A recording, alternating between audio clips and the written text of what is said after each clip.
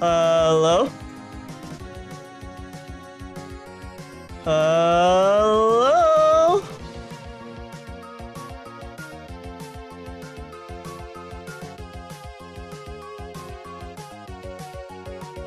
Okay, I'm gonna assume you can hear me. Hello, Mega Man fans, to New Moon 2025 Cycle 12 Blood Moon 3. This is the final stream of this Blood Moon, so we are going to go from the losers bracket up until the grand finals. We also have some announcements at the end, as well as a thank you to all of our current Ko-Fi donators. Ko-Fi donators. Yeah, this is the last tournament for forever. Okay, with that though, we are joined by our casters, Solex Cross and Nugget. Hello, Solex Cross and Nugget. Hey guys, it's time to find out who is the champion of this Blood Moon, and I cannot wait. And at the same time, it's time to find out who are the biggest losers of this Blood Moon tournament. Wow. I can't wait for that as well. I mean, isn't it you because you didn't even make top cut?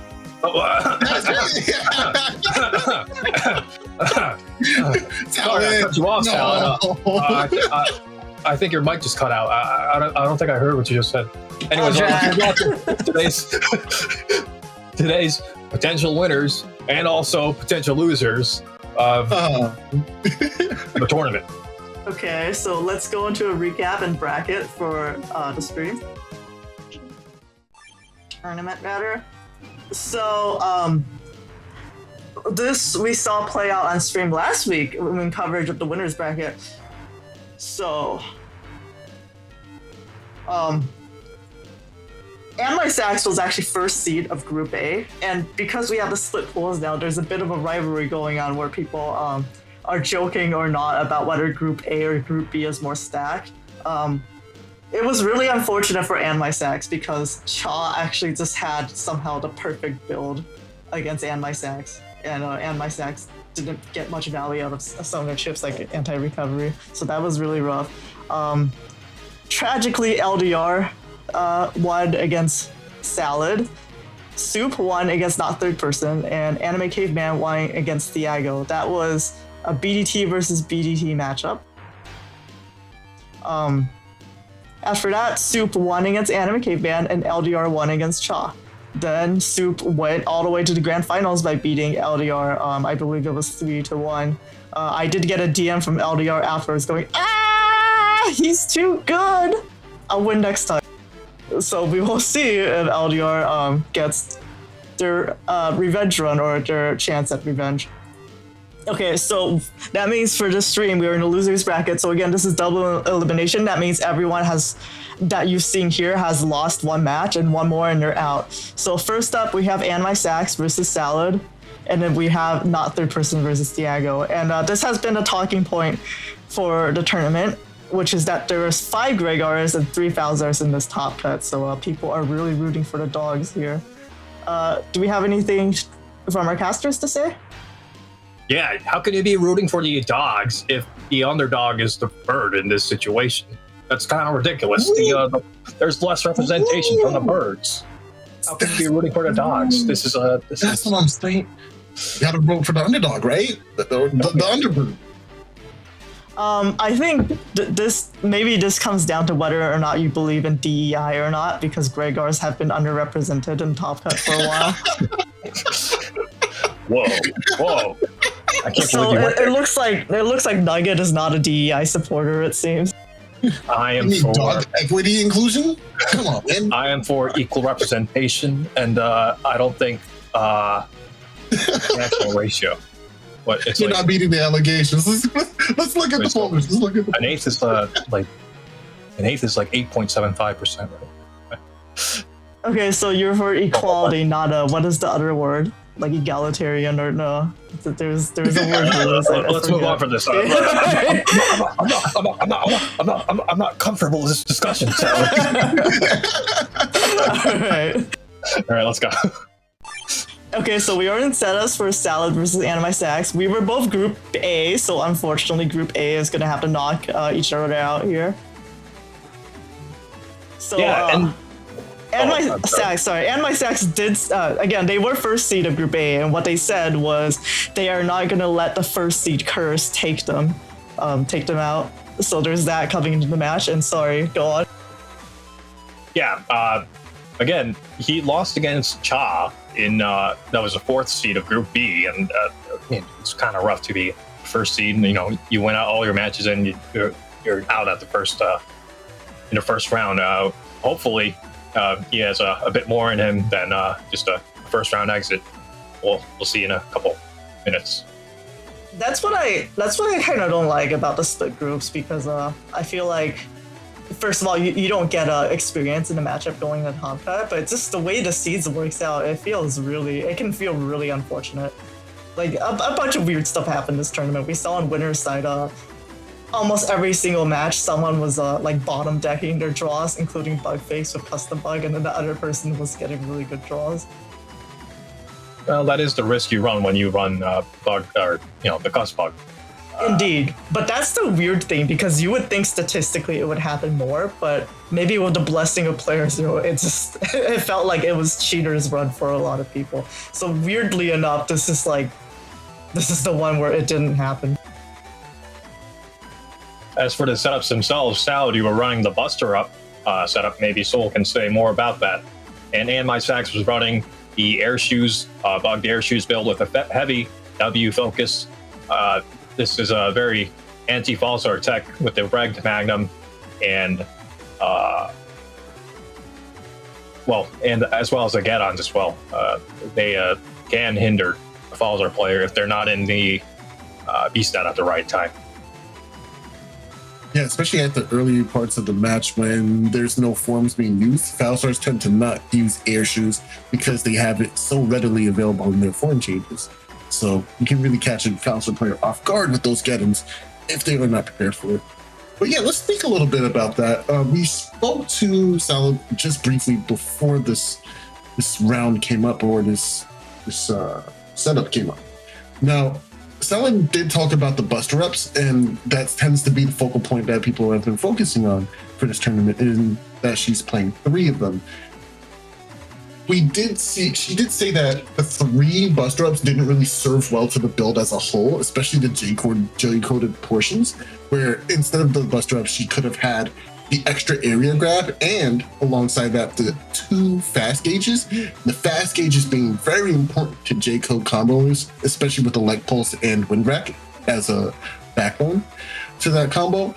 And it would have allowed her to better delay the end of the turn and allow her to better control the matchup in general. And missing those fast gauges is what really made the folder feel a bit less balanced, or a bit lopsided, is what I remember saying. But overall, I think this is a really solid build. And I think it actually can do a lot of potentially devastating combos. So I think it's still pretty strong, but the Buster Ups are in a weird spot. There was one more thing. I think Nugget and Science pointed out last week, which was that I don't have regs or tags. And then I said it's because Player Zero mentioned how the chip draw works. If you don't have reg or tags, it's more likely to draw your bug fix if you have it at the top of my folder. And then Science is like, yeah, but you don't have it at the top of your folder. So that's another thing about my setup. Well, the way it works is it is a higher chance to be chip number 14, if I'm counting correctly, or whatever that is. It's near the center of the folder, right? So it is a higher chance that it does end up in that exact location if you don't reg it or tag it. So that point is valid, but it's also you are going to eventually catch it by turn 3 at a higher chance. All right, I think we've said all we can about these 2 matchups, or these 2 builds. Let's go into the match. Okay, let's go.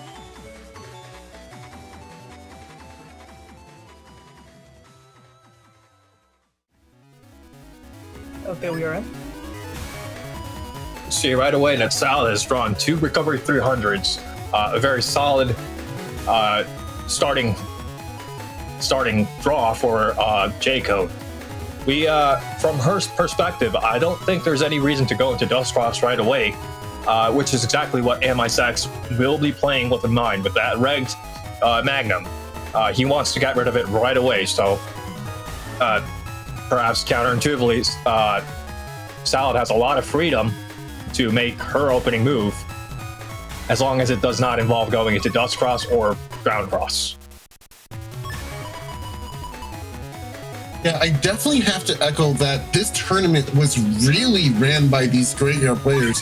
Having these Bowser checks readily available and regged even in most cases to make sure that they couldn't just as comfortably as they wanted to go into Dust and start Dust digging through their folder. They were forcing these players to actually play the game normally like they do. This is actually pretty bad for Salad. First of all, that center hole completely shuts out that Justice 1 that she picked out at the first turn. And oh man. That middle row Magnum now locks her out of that center row.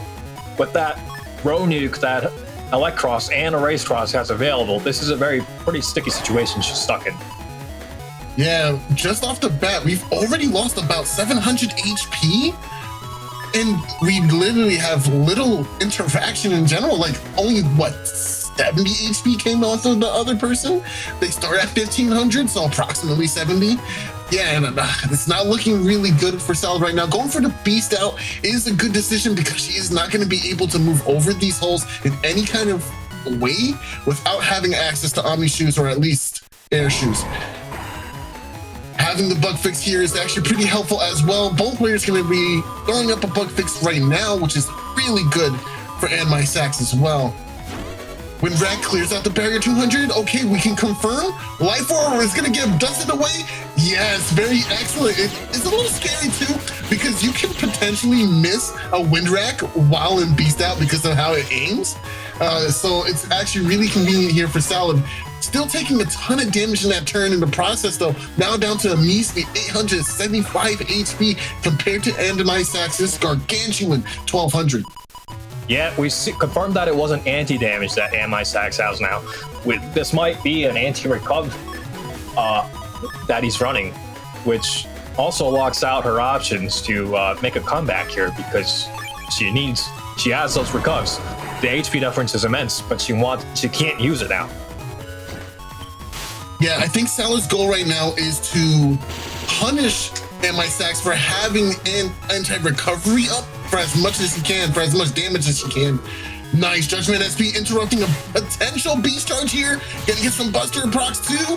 Not going for the Beast Charge. Gonna trade up. Oh, but she loses anti-damage here. It will do some damage though, which is pretty nice.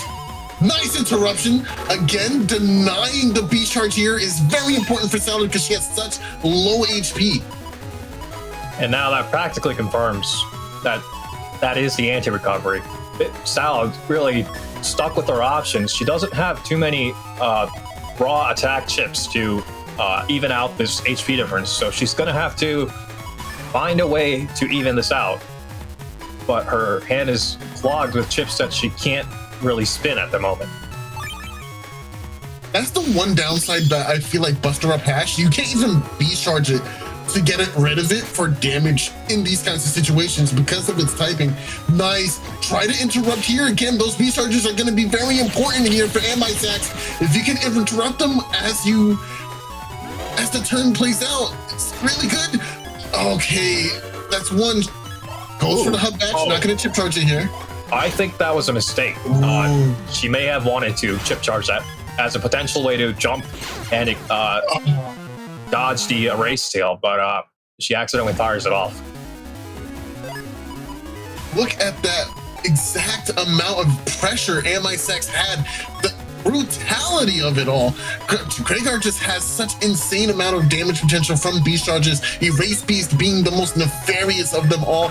And this is with Salad being able to stuff out so many of those charges. It would have been over way earlier, but those Buster Ups clogging up the hand in an awkward way because not getting value out of them in Beast Out unless Of course, you're playing something like BDT to give you back the regular P shot in beast out forms, but it's just so tough in that situation for her to play around those beast charges with that limited hand value. So I had 2 recovery 300 turn 1, and my Sax drew their 1 anti-recovery. And actually, in that last round, I drew every Navi besides my Erase Band, which could actually remove the anti-recovery.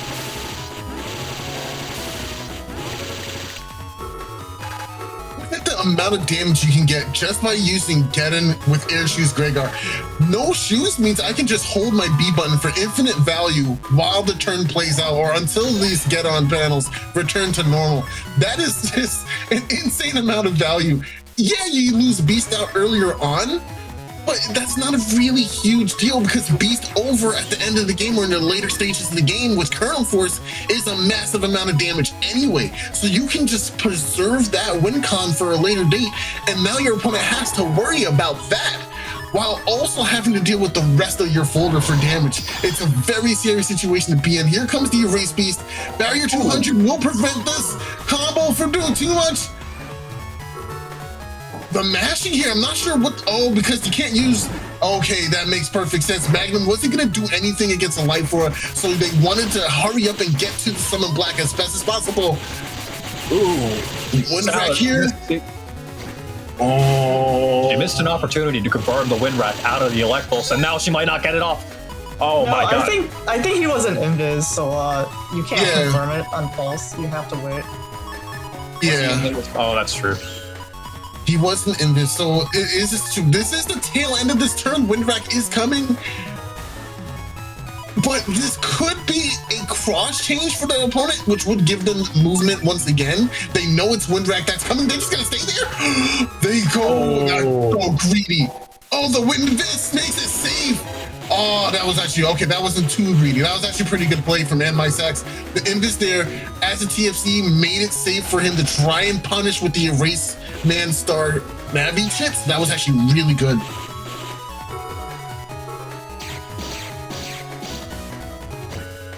Okay, barrier's been dealt with, but not, sneaking in another Wind Rack here is great for Salad. We have the momentum now, finally be able to deal with Erase Beast, and it was gonna go away at the end of the turn anyway, so now it's gonna be up to my Sax to figure out which cross to go into to try and push advantage here. Perhaps it might be Heat, but Element is in hand. Oh, there it is, it's Chartreuse.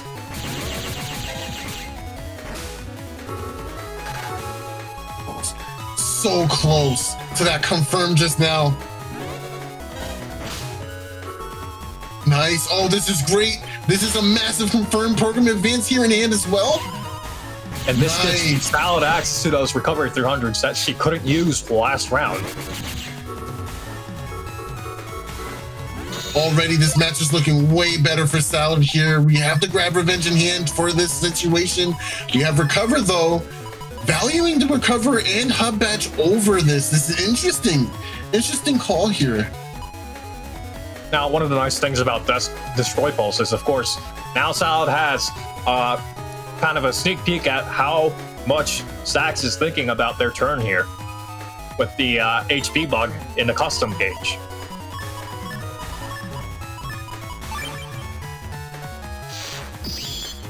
Here comes Slash Cross. This is going to be an obscene amount of damage. Geddon, but she's already standing on top of a whole panel, so she'll be able to move no matter what. Not sure of the value of this Geddon right now. Judgment won't be able to get back these panels yet, though. What this does also is the HUD Batch gives her shield.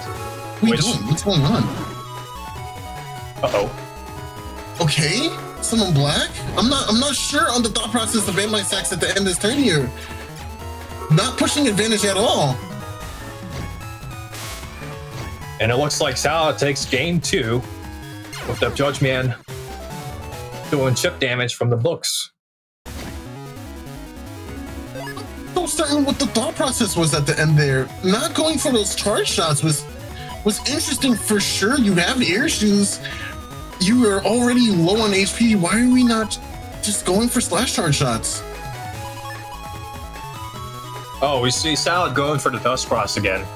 But she does have the she's invis Invis. for TFC. Okay. I understand. So Sax couldn't do it. Thank you, not third person. So basically what happened was Salad was flashing due to Invis, so he couldn't do any damage at that time, so he had to just wait it out. Oh, that's going to be immediate D-cross here. A big loss in this cross is going to make it a little bit slower for Salad to get her game plan moving here. Judgment, that should give you enough time to get a charge shot in as well. Oh, guess not quite. Man, this summon backs. Almost Blacks. Going for the summon blacks early. That's a 260 damage. Isn't anything you can like brush off. It's really rough that she keeps getting hit by them. It is incredibly tough to deal with for sure. I think not having it for Tengu is okay as well, especially if it's in your hand just sitting there. You need to get through your hand somehow, right? Again, the barrier 200 is coming at the right moment to defend the Erase Beast from this wind rack here. Salad trying to shoot off as much of this barrier as she can with these feathers. And there he goes. Nice. That last. Yes. The second wind rack was just there right at when she needed it. That slow gauge might have worked against and my Sax there.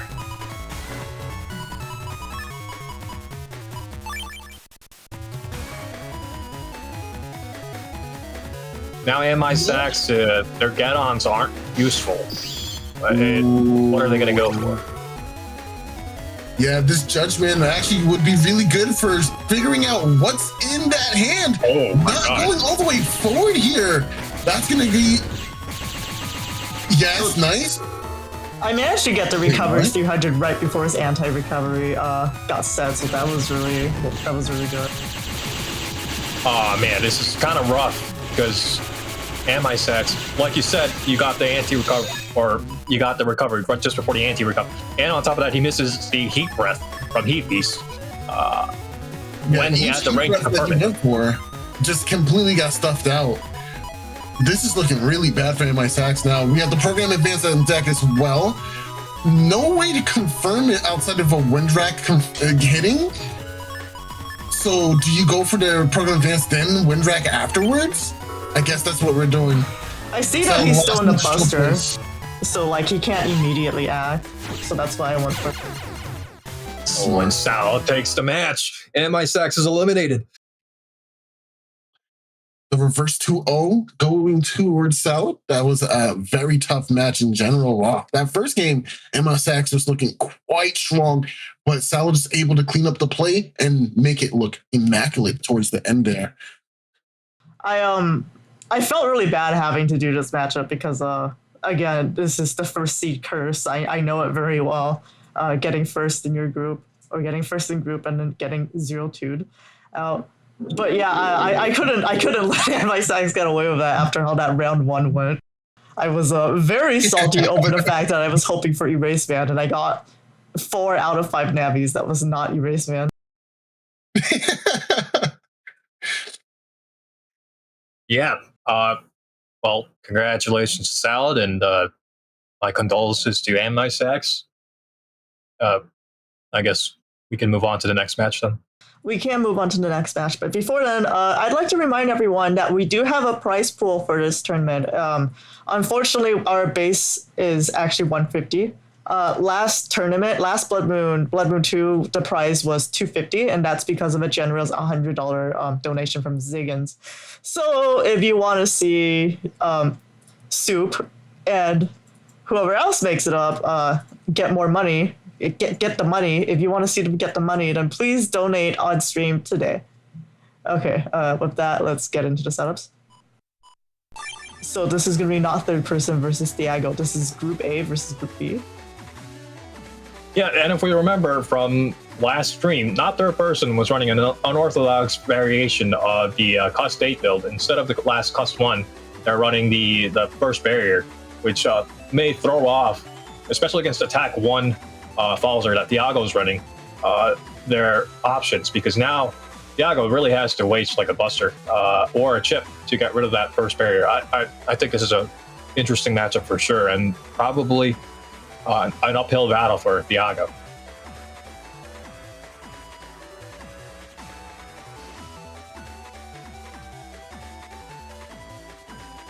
Who is running a double Giga BDT HUD batch build with some get-ons to round out the folder. Again, he's running that Ground SP for Gregor coverage, but not third person has a lot of freedom here with their options. They also are running Magnums, which are a nightmare to deal with for the Falter players, especially when so much of your focus of the build is getting bug fixes or the right chips to start your game plan.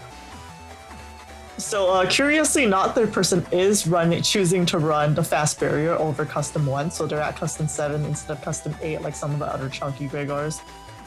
Thiago is not running slow gauge. Actually, neither player has slow gauge, so this is kind of interesting for both a chunky Gregor and BDT. I believe Soup and Sax were running the slow gauge, so this I think it's weird whenever a Gregor doesn't run slow gauge. It's such a massive boost to their damage potential. And yeah, I agree. Like the game flow. You could kind of see it as a meta read, and I can sort of see Gregor being able to flex, but a BDT folder without slow gauges is just I think that's a little too much. Yeah, you get completely what's the word? Shut out if someone's running fast gauge. So you would have to rely a lot on chip damage, which Thiago's folder with the double gigas doesn't really have the luxury of having yes, a lot indeed. of. I mean, if you take out the BDT stuff, it's just some G code and the Muramasa for raw damage to make up for the difference, and it would be a nightmare if he ever ended up facing a fast gauge. But that's not really relevant to the matchup, so we'll have to see what happens. BDT and normal gauge is up to 2 BDTs, and fast gauge it's 1, and then slow gauge it's 4 plus I think time to charge. Like you have more charge time now. Oshia Hana in Twitch chat says fast gauge is so rare now though. Yes, Thiago did run fast gauge actually in his previous tournament run where he got 3rd place. Yeah, I do think saying fast gauge is so rare is a really strange way to choose to build your folder, because if you just get completely locked out against fast gauge, I would not want to take that risk. Yeah. Now, again, if you're confident that if only one person's running fast gauge, okay, you can write that off as a scheduled loss and win all your other matches. But I think it's pretty rare for a situation like that to come up where the value of slow gauge. Again, we're kind of talking about something that's not really relevant to the matchup, but the value of slow gauge is worth throwing away for losing that one match. Or again, slow gauge is really useful with BDT in general, even without the possibility of fast gauge in play. The thing is if you're playing Gregor as well, you can always just chip charge it, right? So it's really useful. Especially with the hub batch in play, you got an attack 5 chip charge out of it. So Thiago is running grab bandage for 5 area grabs, so they have a lot of area return. Yeah, I'm sorry. I do think it's interesting that they're running a Giga Plus though, in that Anime Caveman is the career BDT player, and they actually don't run Giga Plus. And again, I think it's really interesting that that's the case, because I think Giga Plus Hub Batch BDT is actually the most competitive in terms of what we've seen people bring in previous tournaments, as in it's the most popular build. And I'm sorry for interrupting, as you were saying. To that point, I think the attack 8 or attack 5 cust 8 build that Anime Caveman was running is actually a lot better than the double Giga, especially with the hub batch variation of this, because the value you get from hub batch if you put those two builds side by side is you get access to shield and air shoes somewhere along after in the middle of the match if you choose to pop off the Giga. But otherwise, the attack 5 build has a lot of initial pressure that they have access to, and they're not reliant on getting that Giga Chip. Maybe there's like some fiddling around that the second Giga Chip does to the shuffling algorithm that gives you a better chance of getting BDT or something. But I think the Attack 5 build is a lot more easier to pilot and a lot more consistent. I do agree with that. Having the Attack 5 pressure right off the bat, and also just having attack stats in general with BDT takes out one of the biggest weaknesses, which is that you can't rapidly destroy objects or things like that, potentially. Fanfare actually could get a lot of value against BDT otherwise. One thing relevant to this matchup is that not third person is running the uninstall, which will very heavily tip the balance in favor of him if he lands it against BDT. It's going to be interesting to see if he actually gets it off. Yeah, and it's really scary because they have Erase Band and Erase Band SP and 3 Magnums. So if they land on uninstall, Thiago isn't going to be able to recover very safely with Ground Cross for Super Armor. Yep. All right, let's head into the match. Let's see what happens. All right, let's go.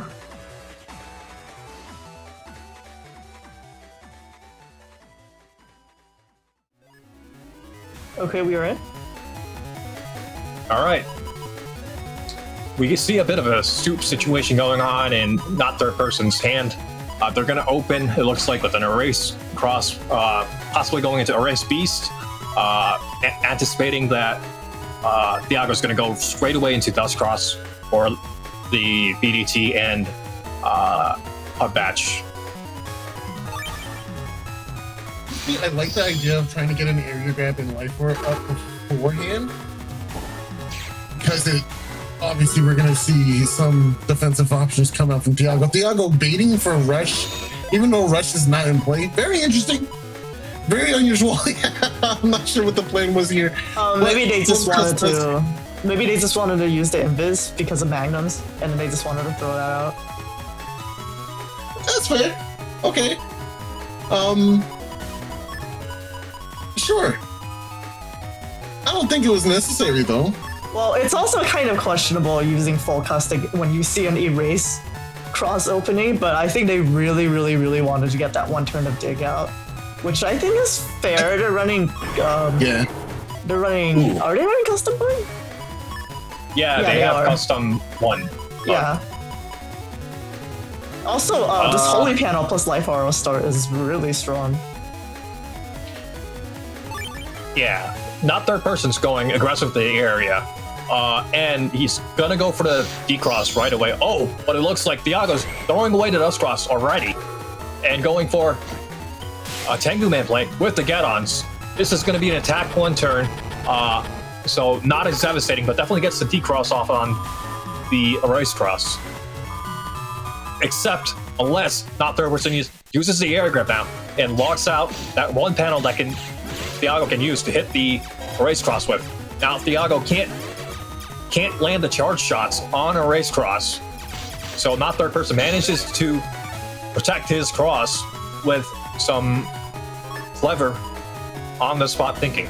Well, that's really unfortunate. Thiago's also running 5 area grabs. In fact, not third person is running 4, so Thiago didn't have a single area grab to confirm the get on lock with. Yeah, and he may have tossed it to the end of the folder. I don't know. What would you do in a situation, Salad? I think I would have gone for Slash Cross here, and so I think Alec is to get the extra 100. That's really surprising to me. Personally, you're gonna have to make me give up Erase Cross. I don't like switching out of Erase Cross. I think people have to answer to Erase Beast. So Slash is tempting, but not third person didn't have anti-damage or more area grabs, so they had no way to confirm the Slash lock if there's any answers to that at all. So I would have probably stayed in Erase actually to threaten the Beast. Nice combo. But gets answered back with the Wood Dragon. Both players just taking a significant portion of damage in that last coming turn. I think not going Slash was actually the right call here, because now Groundman didn't come in and just get a really meaty juicy ×2 3 times. So that was definitely a good play. I don't know if I like going slash here though, because we only have the one area grab. We could couple it with the barrier 200, but only one area grab, and we're in the back row, so we can't even like just aggressively defend the center panel. I'm not too much of a fan of this. I might rather see it just staying in or going into a heat cross or charge cross here. That's what I would do. Here's the thing too, if he goes into slash, he already has the main components of his kernel force combo on his folder. So if he goes into slash base isn't necessarily what you want to have. Because if you go into slash and then you go into slash base, now you're giving up slash cross, right? So like the kernel is getting very weird here. I think I would have valued going into heat cross way more here. Yeah, especially with one area grab. If you had two, I think the splash would have been safer. But the heat, I think, you're right. The heat cross would have been the safer play for sure. Does not use the anti-damage at the end of the turn. You saw him click on that grabber bench, hitting that A button right as custom ran out. Very unfortunate for not third person. Okay, actually, maybe not third person has the Giga Brain after all, because I was about to say maybe they wanted to go into slash to punish Tengu and get rid of Tengu, so they could use their barrier 200 later in the game. But now this might be a potential double slash beast hit. Yeah, that is the one upside you have when you have Kernel Force and a Slash Beast, is that really nice X hit in the center there for 2 times. Well, wait, 4 times the damage essentially? Yeah, that's 800 damage. that could just be it. It's Jover. No. Don't even bust him. What? That was definitely not intentional, I think. Yeah, that's 800 just from the slide. Yeah, Thiago wasn't even gonna move. Yeah, he was just fighting game nodded. White flag. That's 2 base, bro. That was disgusting. Oh man. That's something that kind of. That's something that cracks me up about the Bound over 6 Mega Man stance. I think the sprite change was really welcome. He looks a lot more dynamic, but I feel like when they're just standing there with 1 HP, you can see the fighting game nod. Yeah, like, what do you do in this situation? Yeah, you could still keep fighting, keep trying to push further, but with as much time there was left in that gauge, and then obviously, it's just a lot. It's a lot to compete with, so I understand in that moment. Holy panel, no! God. This is gonna take out all 3. That's so much value. That is a lot of value. No more Century panels, no more first barrier, no more anti-damage. I think it was definitely worth that ground man just now. But hey, we could go for Century. In mod cards, I noticed that a lot of the Japanese players like having ground man Star Ray. You can that would actually get the exact same value in that situation. I think that has to do with one of the players in the pool very commonly abuses the slash cross and whenever they match up, so they started running ground cross or ground man as kind of like a meta read against them. It would be like if someone really liked to go into Tengu cross at the start of the turn. Yeah, it makes sense. I mean, it's value breaking panels too. Yeah. Ooh. Life Aura came in at the right time here. You can at least get the trap and delay some of this interaction with Charles. But yeah, Life Aura is just going to stuff out that Magnum very easily. But this is a pretty good conversion because now we do find our wind rack.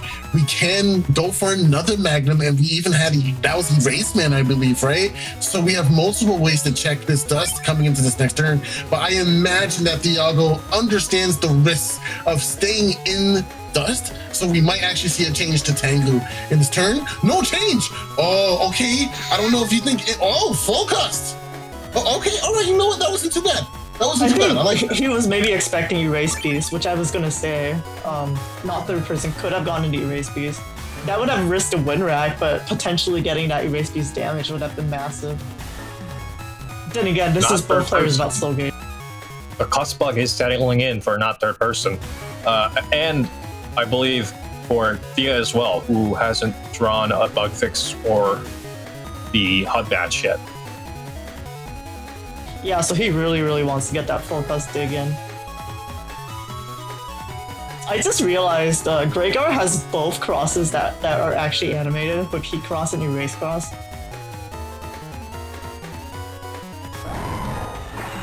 Why does Gregar get all the sauce?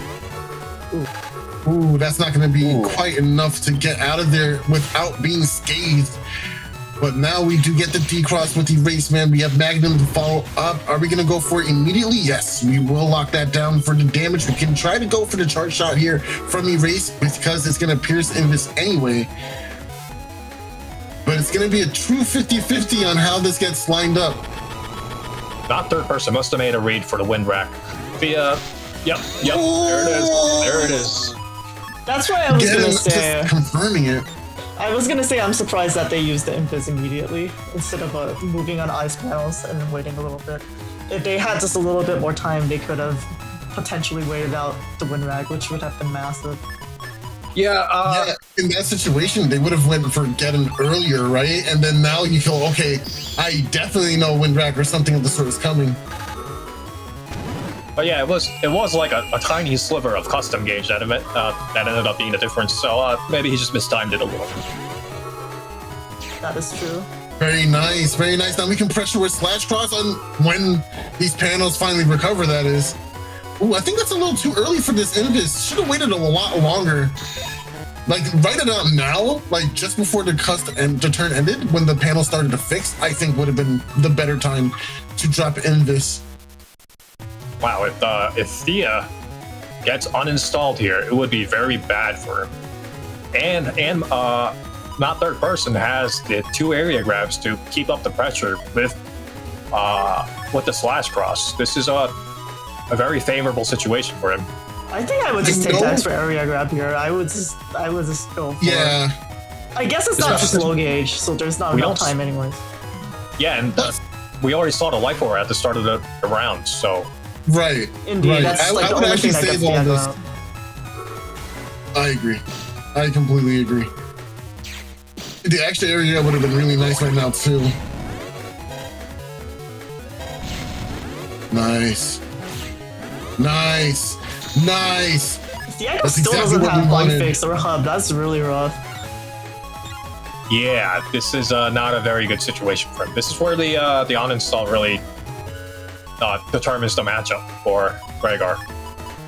We can't even see Tengu come into play like that safely either, because we have the warp bug moving back, makes it whole. And then of course Slash Cross. Oh yeah, that makes much more sense. Okay, but the trap is gonna be inbound.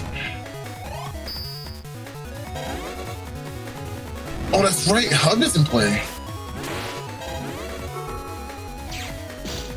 Okay, so let it fall off. Let the BDT ball fall off this board. Oh no, he's just going for it. It'll dissipate at some point, so maybe he's just relying on that. Status guard is really nice, but you can just combo into these all through very nicely. Yeah, I like this turn. Thea can't even go into ground cross yet because not third person still has that erase SP and hasn't shown it yet. I think Thea also is stuck with chips in custom screen right now. Oh, okay, there's the bug fix. Oh, not starting with Erase Man is interesting here. Ooh, yeah, you definitely regret now. Oh, the get-in. That's a good get-in here. Interrupts the bug, that thunder charge. And trying to get to the barrier. Oh, okay. Wow, actually mashes it out. That would have been really scary if that got one frame. Well, Heat Dragon for ×2. Erase is not going to meet the mark here. No room for getting your charge shot in either. I would just press B. At that point, Thea only has some Muramasa left though for damage sources. It's still not a very favorable situation. And my Sex is going to cross out of Splash. They're out of area grabs. They can't make any comebacks out of this. I disagree. I think keeping Slash is the right call here. Yeah. We have nothing but ease. The greatest of ease. Life Orb, if you want it. Element Man is also a really good pick for damage since we can't move right now anyway. Doesn't he still have charge? I would have gone charge too. I think. Because it also potentially fishes out the hit on Tomahawk. Yeah, I definitely agree with that too. BT. And Now, you know that area grab definitely solidifies that. Yeah, for sure. Charge would have been really nice to have right now. Definitely would have been nice to have right now. Yeah, but not third person still has the grab revenge in hand for the final Colonel Force play. Nice, nice. Okay, there's the revenge. Colonel Force is here. No chip charge here. That's unfortunate. But we can at least hold our B button. The good old fashioned tried and true is more than enough to do the job, you see. If this makes it to next turn, I fully expect a Heat Beast charge life aura. Otherwise, I don't see a way out. Yeah, here comes the grab revenge. Very nice. Gotta hold on to it. It's not, you do have the uninstall, so that is kind of nice. Oh, good invis. Oh my gosh. That's huge. That is huge, Thiago. What an answer. Muramasa too? That's so good. You were in the wrong city, pal. Wow. It has to be a beast charge. It has to be a beast charge, and you gotta dodge the BDTs while you're trying to. Oh, this is nice. Wow, the entire situation completely reversal. One well-timed invis just completely flipped this match on its head. Well played. Nice, nice. Yeah, let it finish out. Beautiful. Excellent gameplay from Thiago. That buffered step forward getting hit by the Muramasa really hurt there. Yeah. Well, we're in round 3 now. This is winner go home for both players. Yeah, this is truly go hard, go home moment for both players, in fact. But man, just being able to sneak in the Muramasa at the end there was quite nice. I really enjoyed that. Thiago is really masterful with the Muramasa. I think Thiago is with Muramasa like PZ is with Neo Variable. That's what I think. That's my headcanon. Well, everybody wants to do the land that 500 damage Muramasa, right? But I actually think Thiago's the only person that uses it out of like beast out with no beast out. We'll just raw Muramasa and make it work. That doesn't happen very often. I mean, I had Muramasa Splash in my B code from all the way back then, from like 2009, that I played and went to the tournaments. But That's pretty interesting, because usually if you're running B code, you would like take out 90% of it and just run everything into M code instead, because they're so similar. But true, but back then, like during the Hamachi days, I felt like M code was like the newbie code. People really like running it because I think because most of the chips don't cost flashing, and so I was actually a hipster, weirdly enough, of running B code. yeah, well, I mean, again, there's a lot of similarities between the two codes, and the B code stuff also doesn't really cause flashing too. The mock guns and the high boomers, and it's more of a choice you make for what you want to get rid of. The B code obviously has a lot more options, and the M code has options to like the risky honeys and the Muramasa. So The primary benefit of B code, I think, is the on code B bros. yeah, definitely so. Being able to clear the life order there just before the turn ended from full cust was so clutch. Not something Thiago wanted to see in this situation at all. But now it's a situation where you're stuck, where both players are kind of stuck, right? But I think it's just scary for both of them at this point, because on one hand, Thiago can go for a charge shot and try to decross here with just Charles, which is the dust golem that, you know, the charge shot's based on. We like to call him Charles.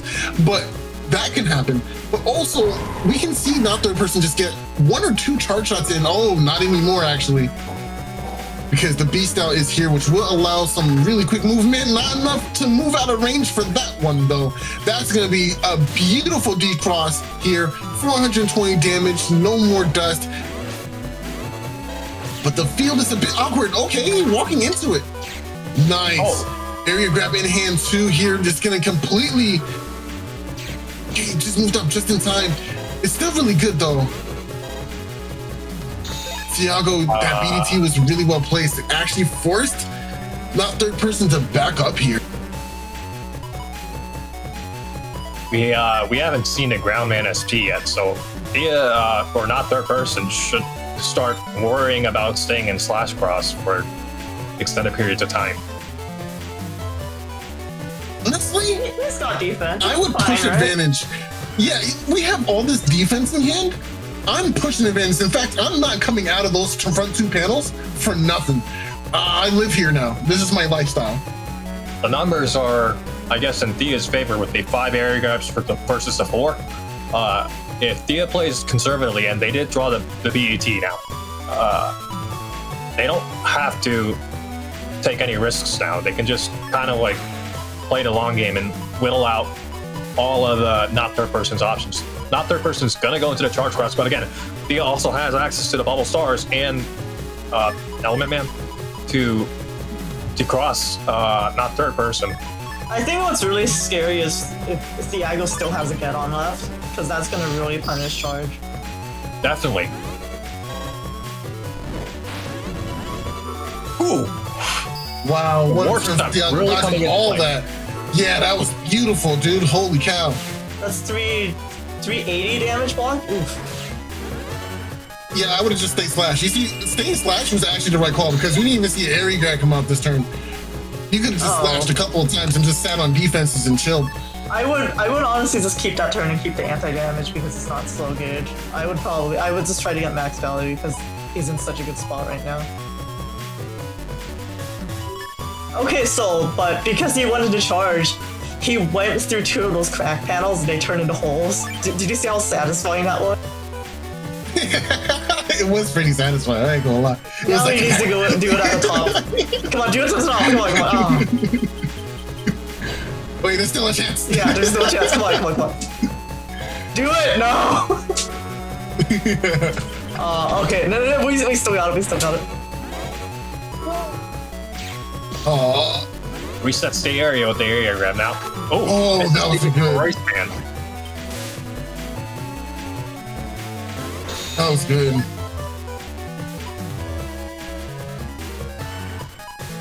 Diago still has the HUD badge to pop off. Not third person has the parts in play for a massive Kernel Force turn. Not the person players- has the life lead here, but I don't think they're significantly in a good or better advantage than Diago is right now.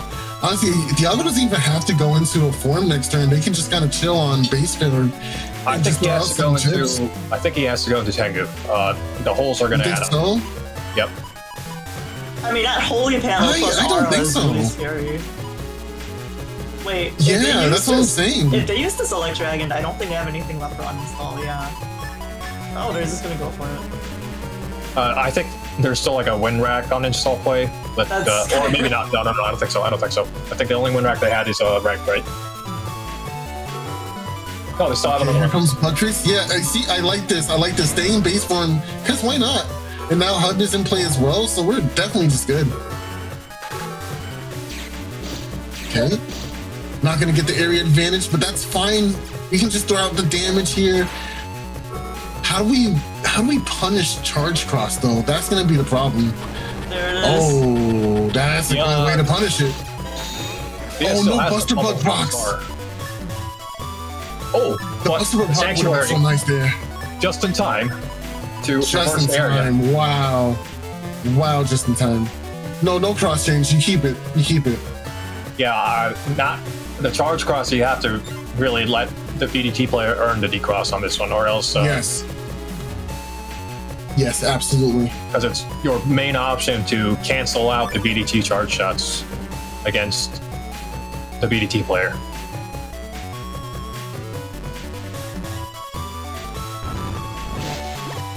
Oh, and well, There goes the Diago decross. gets exactly that. Yeah, he earns the decross.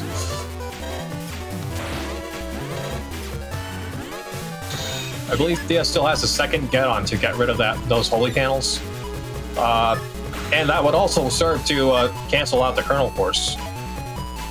Like you said, I like Salad, the idea. that uninstall, not their person just drew that uninstall, but has no way of delivering it because they were gunning through all their L-coded chips.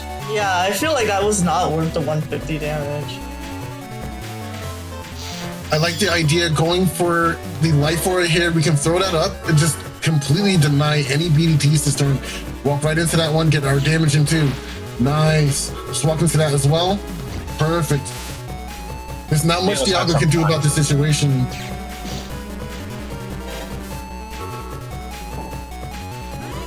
And this is a little inconsequential here because of this charge shot. We could even go for the beast out here and just lay on a huge Kernel Force turn. Oh, well, it's not going to be that huge, right? It's going to be normal area, but it's still going to do a huge amount of damage. Oh, they're gonna chip charge to uninstall, huh? Okay. I would have. Honestly, you don't even really need it at this point. I mean, I guess you do. But I don't think he has anything else for that to get attached to, no? No, it doesn't look like it. Yeah. I mean, unless there's another wind rack in the folder, but I think we saw two. So I would chip charge it too. Going for the Tengu. Removes the life aura. Okay, and this is gotta go elect. Gotta go elect. Nullified. Yeah. Oh, no elect. Oh, no elect. What is this timing? Oh, Impatience, not third person. No. Wait. Oh my god. Wow, that actually works out. Oh man. I think Diago tried to do a wanted lefty the wind gust to get landed wind rack, but missed the input. Seems not a very. This is a very tough scene to watch. In terms of damage, you kind of running out too. You have to start chip charging. Maybe even going for like Heat Beast now because of the grass. The grass panels would be a nice extra times 2 damage at the very least. Again, you're in a situation where you have to start worrying about how are you finishing out this match. How are you getting Diago to the deletion? Well, Diago's still in it. He just has to fire off the BDTs and hope that it's enough to whittle out their person's health. Yeah, I agree. It has to be. 600 damage is a lot. That's a lot of HP. Yeah, and not their person doesn't have, just only has the element mana speed. That they have to get the double damage. Mash out? No mash. This is an element man, so wait for the now. Oh, okay. Ooh. I don't think not third person knows about the BDT lockout. Otherwise, they could have punished the element man already. Oh, again, bro. Wow. That's what I'm saying. That's what I'm saying, bro. They might also not know every about. time, bro. They might also not know about the BDT walking off the field if you just stay still in this state. I think they did go for it earlier in the match, but then they took a few extra steps. Actually, they got a little confused and started moving impatiently, but they do remember. It's gonna fall off now. Okay, so now third person says they are aware of the lockout, but man, that's gotta be it, right? Oh no, he's still flashing. No, but that panel is correct. Oh, no. Diago just needed to stay until he saw him move. Then I think Diago could have had it there. That was a scramble. I think nerves got to both of them. Heavy, for real. Like that was a lot just now.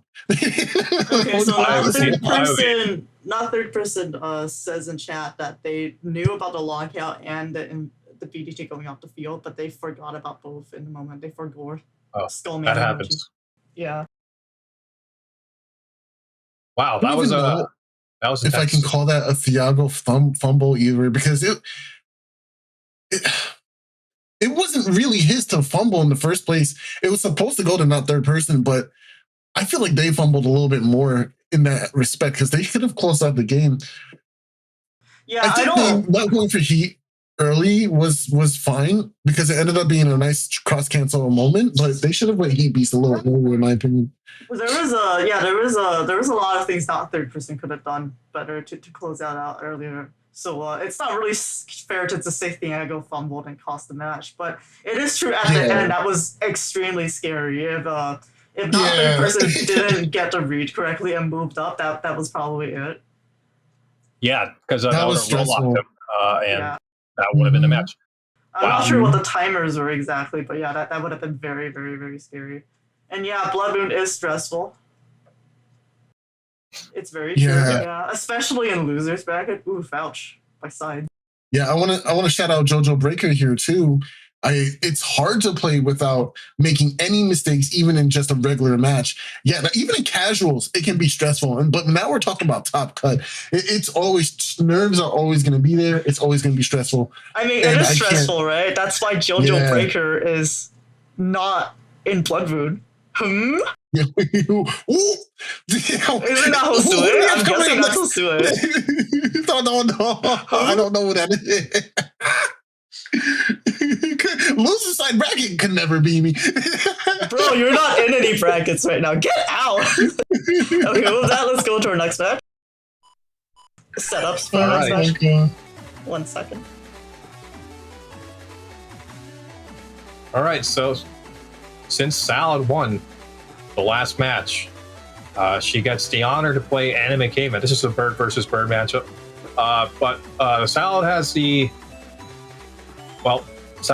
the Death Pulse, Destroy Pulse, J-Code centric folder, and Anime Caveman obviously has the BDT folder that we were talking about earlier, with the attack 5 option to immediately apply pressure. Both players actually, the Navicus is very similar, but very different directions that they're going in. I don't really have much to say about this. We've seen both players before. So, even though my folder might look similar to some of the Pulse folders I brought before, for the J-Code, I usually have Warp Step and Hub Batch, as well as 2 fast gauges, and in the A-Code, I have Double Shield and 2 fast gauges, as well as Risky Hunting and stuff like that. So this was the one matchup where I just went, maybe I shouldn't have brought 3 Buster Ups tier list emoji. And we did already match up. This is also Group A versus Group A. And so we did our matchup, and it was on the round robin stream.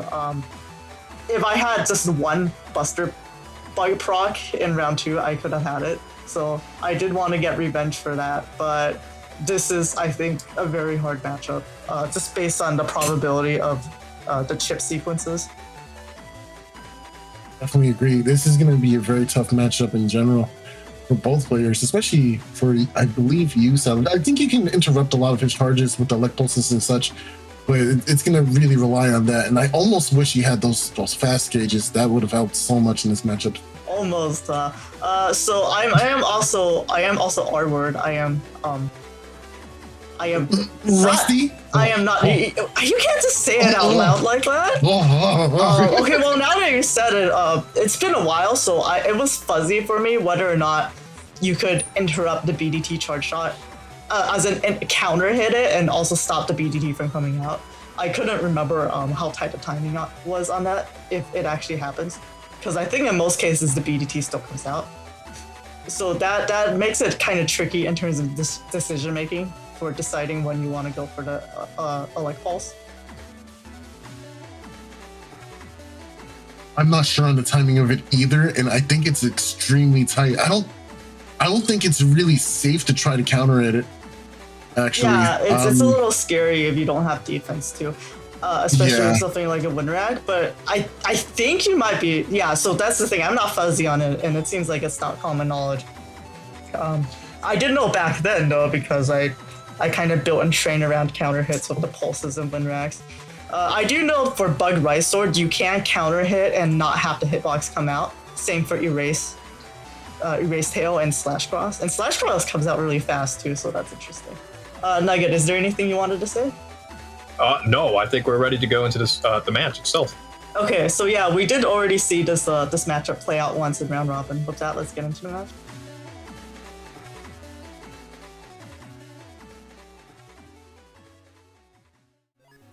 So, I just want to say this is actually the second round we played, because what happened was, in the first round, I got Destroy Pulse in my turn 1 hand, and something happened, so my Tango became the inactive window right as the turn started. so I didn't have any inputs, and I ate like 5. Anime Caveman had a little like 5 chips and cubes, and I just got blasted. So I was a little tilted out of my mind.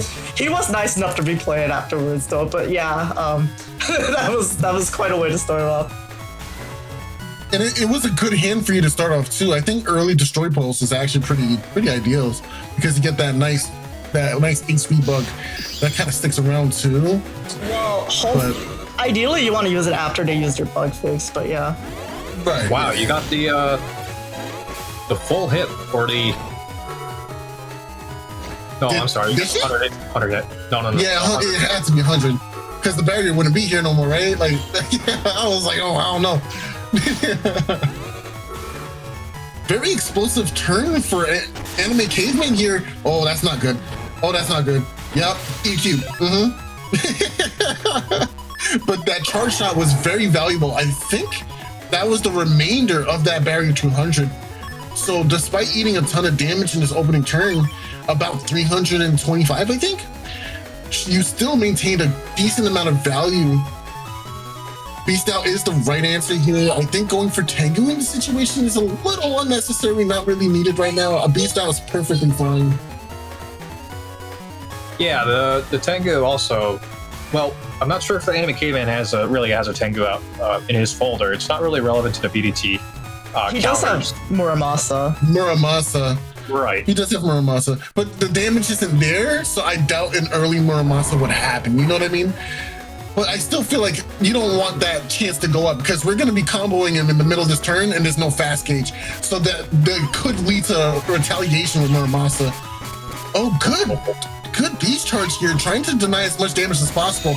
But Salad excellently allowed herself the time to combo afterwards anyway and still was able to get a decent amount of chunk damage from that. That was really well played. The Anime Caveman, he's not going to use the uninstall until he sees you, or Salad, use the hot batch because the shields are going to be very relevant in the late stage of the game. So I guess both players are going to play footsies and wait until either player makes the first move here. Life are up for Anime Caveman. That means you can push forward a little bit. We saw 2 win backs in that last round, I believe. So I think this is a great turn to go for Life Aura, especially when you know your opponent has 3 of them. This is going to force Tengu into play in the next turn. So that's pretty good information for Anime Caveman as well. There is the one win back, so I guess that doesn't have to happen.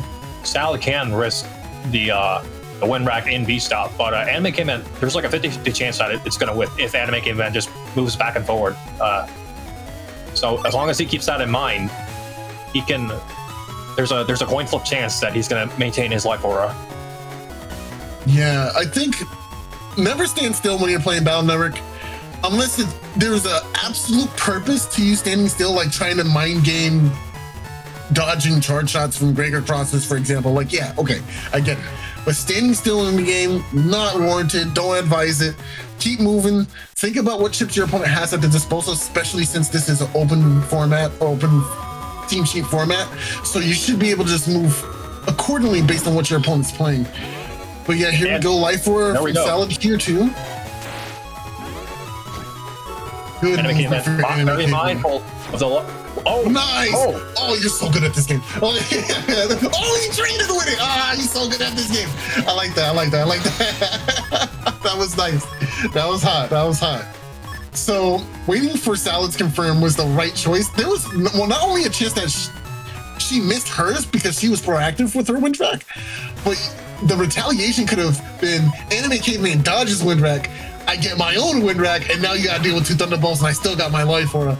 But that wouldn't have been the biggest deal here because Salad does still have Tengu Cross, so that would have been the next go-to to answer the life aura. So it was still relatively safe for Salad to do what she needed, but it would have put her in a bad position against Muramasa if she had missed the win rack. Holding off on the ground, the hub batch in her hand, goes for a very conservative bug fix and Judgment SP turn. What a read. Good read. Judgment SP at the right time, knowing exactly what's coming next. Oh, good movement. Oh, the invisible TFC 2-for-1 special, baby. Oh, that was an accidental Getting rid of hate to see it.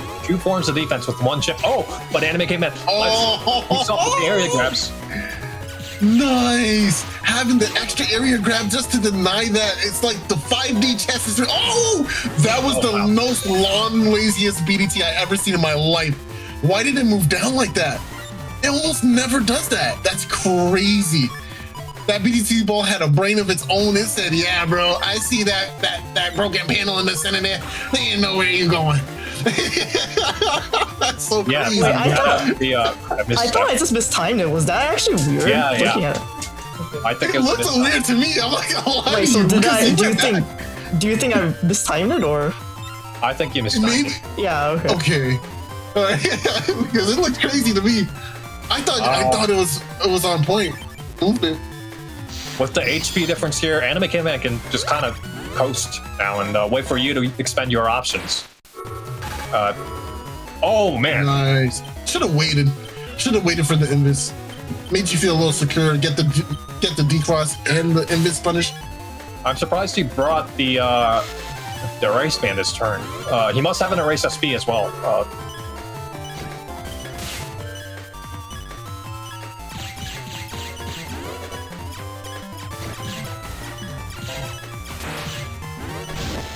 Oh, what? Use the uninstall button. It's too late. Yeah, if I just went for shield there and blocked the bubble, then I could have actually made my way back. But alas. Yeah. That's actually closer than I looked. It's nap time. It's nap time. It's nap time. It's nap time. Gotta be Debbie. Yeah, it really is nap time when the BDT comes out, right? Salad gonna go for the Tenga Cross. Yeah, the holes on the field gonna make it a very tough choice on how to open the round. Yeah, like weirdly, it actually clogs the Justice one. I can't use it. Yeah, Justice one's really useful, but there's like a lot of configurations where it's kind of dead in the hand. And thinking about it, opening Life Aura here was kind of interesting because I could have very well gone Tengu turn 1 and that would have made sense. Maybe it's a bad habit. That's what I would do if I were running BDT. I would only go into Dust if I had barriers in hand, so I would just kind of like protect Dust at all costs. But you don't really have cursor chips to punish that other than a race ban. So I guess this is a matchup thing that Anime Caveman wasn't really aware about, or I think I just used the win rack here, but to be honest, I think I should have gone Tengu and saved the rack because I kind of really need the extra damage.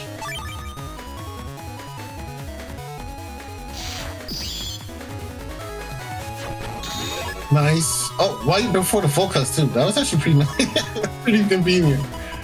That's the second time that happened to stream. That's kind of crazy. That's right. We saw it earlier with the Thea and that third-person game, right? Yeah.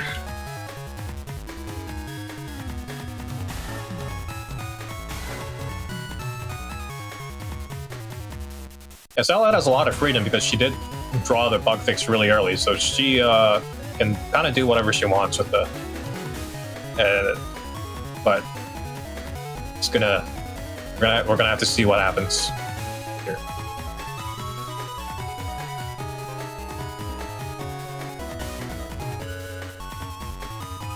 Anime Caveman, considering his options in this situation, did we already see Beast Out from Anime Caveman? No, not yet. Not yet. So that definitely is the option coming out next, especially since he's trapped. But I'm not sure where you go from there with this upcoming turn. Bubble Star is on the menu. I think BDT is already in play as well. Slow Gauge, that's pretty good. BDT in play, there we go. Yeah, this is a very disadvantaged situation. If Sal doesn't pop off the Judgment, but Anime Caveman for sure definitely has an extra area grab here behind the play. Yeah, but so does Salad here. We can throw down an area grab. No area grab coming out. Do you try to camp forward here? It's scary to camp forward. Oh, could be BDT. Well oh placed. My god. Oh, he should have waited. He should have delayed a second longer. Should have delayed just a second longer to make that BDT really come in. Oh, it didn't have the range. Alright, so it didn't matter. Yeah.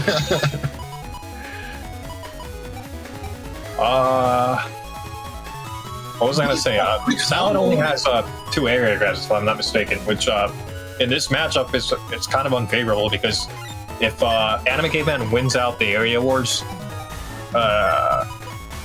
it's one of the steps you can take away from the opponent to step dodge the BDTs. Yeah. Well, Salad circumvents this, right? She does have 2 copies of Judgment, 1 SP and 1 regular. She also has Grab Revenge. So there are the ways to get the area back. Oh my god. Nice grab banish. So, Salad, mindful of one of the tricks you can use to dodge the BDTs is to use a ground cross charge shot, but Anime Caveman lands the BDT while the charge shot is going off. Good movement. There we go. Oh, good deal. There we go. Oh, That was really unfortunate. Yeah. How, bro? What? Yeah, that's just really bad stepping from me too. But man, I just feel like since I'm running 3 Buster Ups too with Buster Jams 3, imagine if I got any procs. Any one, please, please, God. But yo, my man got the Baron 200 and the Muramasa. I think they were just trying to use the Muramasa on the BD, like to clear the barrier. To be honest. Yeah, that. Like I don't think it wasn't supposed to be like that. No, that's crazy. Whoops. It is kind of clutch. The Muramasa, you can kind of line it up if you're in positive area. Because they're going to be stepping around to dodge the BDT, you can kind of confirm the Muramasa in the 4x3 configuration.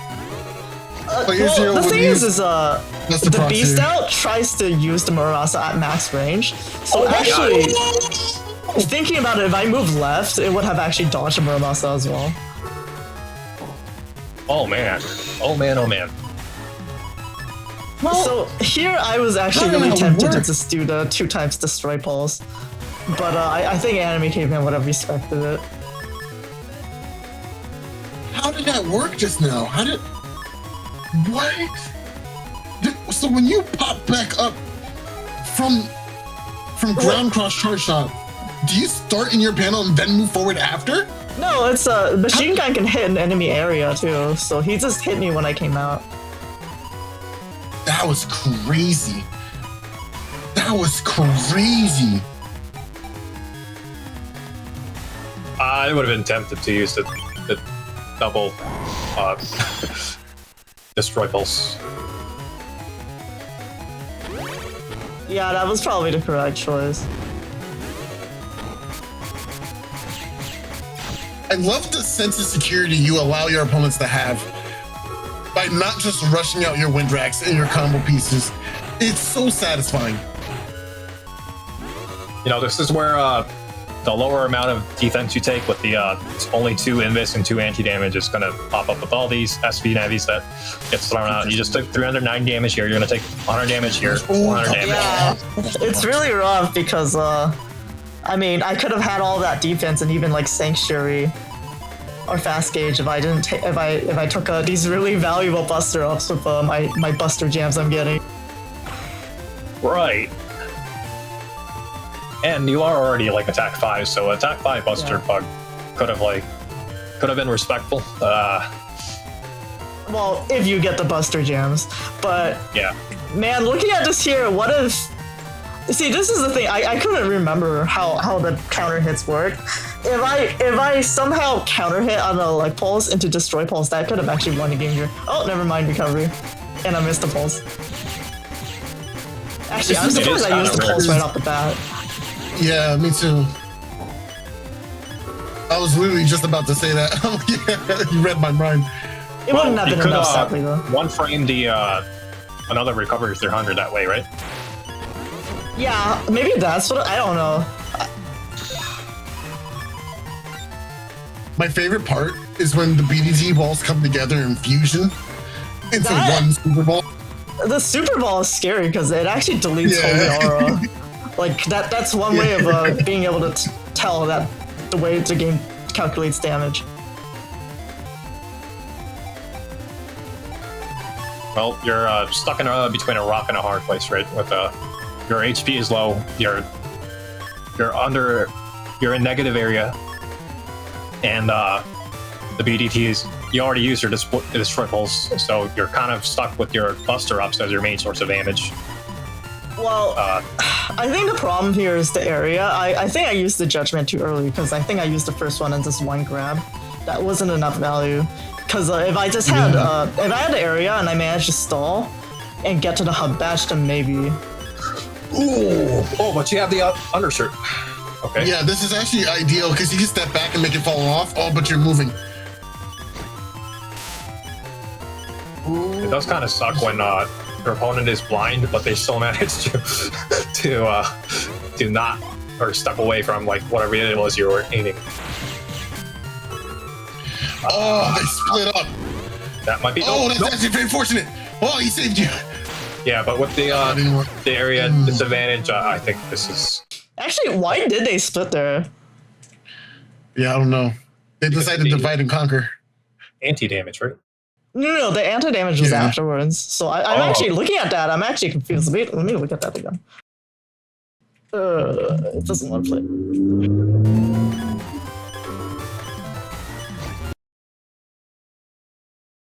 Uh-oh. I think it's split before, right?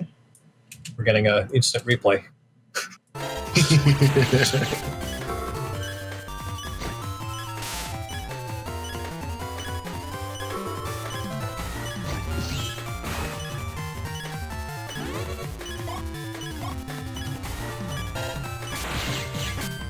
Yeah, why did that? Yeah, I don't know. I'm actually confused. That's weird.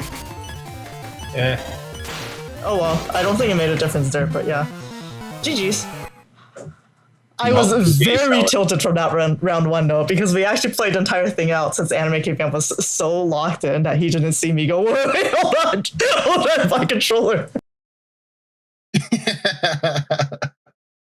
Well, that is a shame. I also regret not playing a warm-up match before this because that would kind of help against BDT. And also my mental image of Anime Caveman with what he's shared with us so far is he's just like permanently under a waterfall waiting for his next tournament match. He's just like meditating or whatever. He's in constant status of conflict. When you play him, he is very locked in, and yeah, I don't think he very much makes too many mistakes. Like he's always patient with his outs, and well, he's like you can put pressure on him, but he's always like managing his resources, so he's never like putting himself in a corner.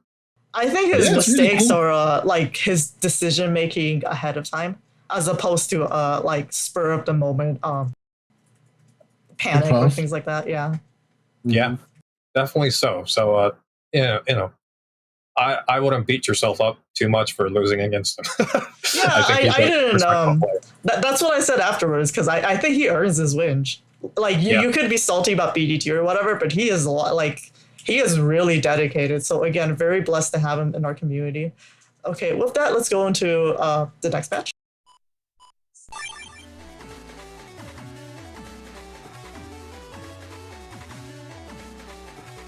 So this is going to be Cha versus not third person. Group B versus Group A. I think we brought this up, but Cha has a really good matchup against other Greyguards.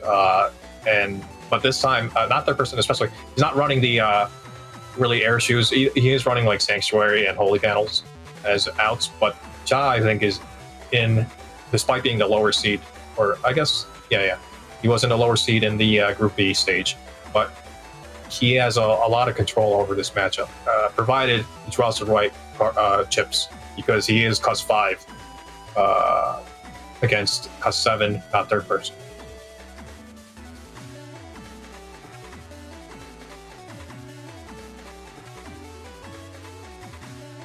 Hello, everyone. It's me, Solex Cross, your favorite caster. So Cha also has my favorite chip, Base. He is the only Gregor that is not running Kernel Force here in Top Cut.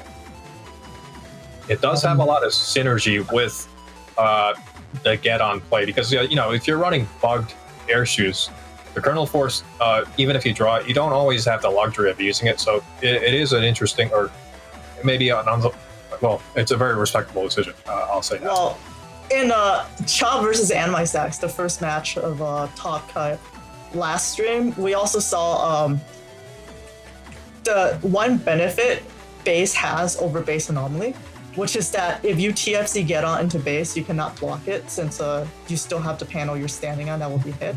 And that actually happened in that match where Animisax panicked threw away a chip for a get on TFC that didn't work. So that was an absolutely massive swing.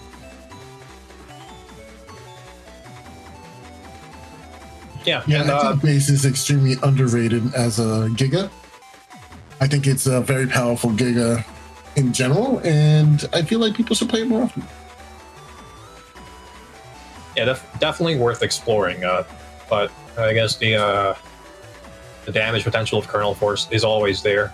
It does do a lot more damage than base, but it's a bit of a reliability versus damage potential kind of trade-off that you're looking at.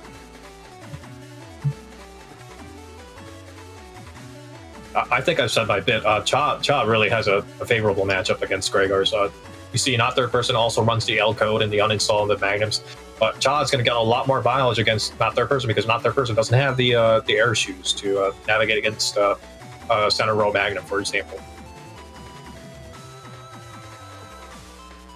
I think we're ready to head into the match. We're ready to head in. Yeah, let's go. Okay, let's go.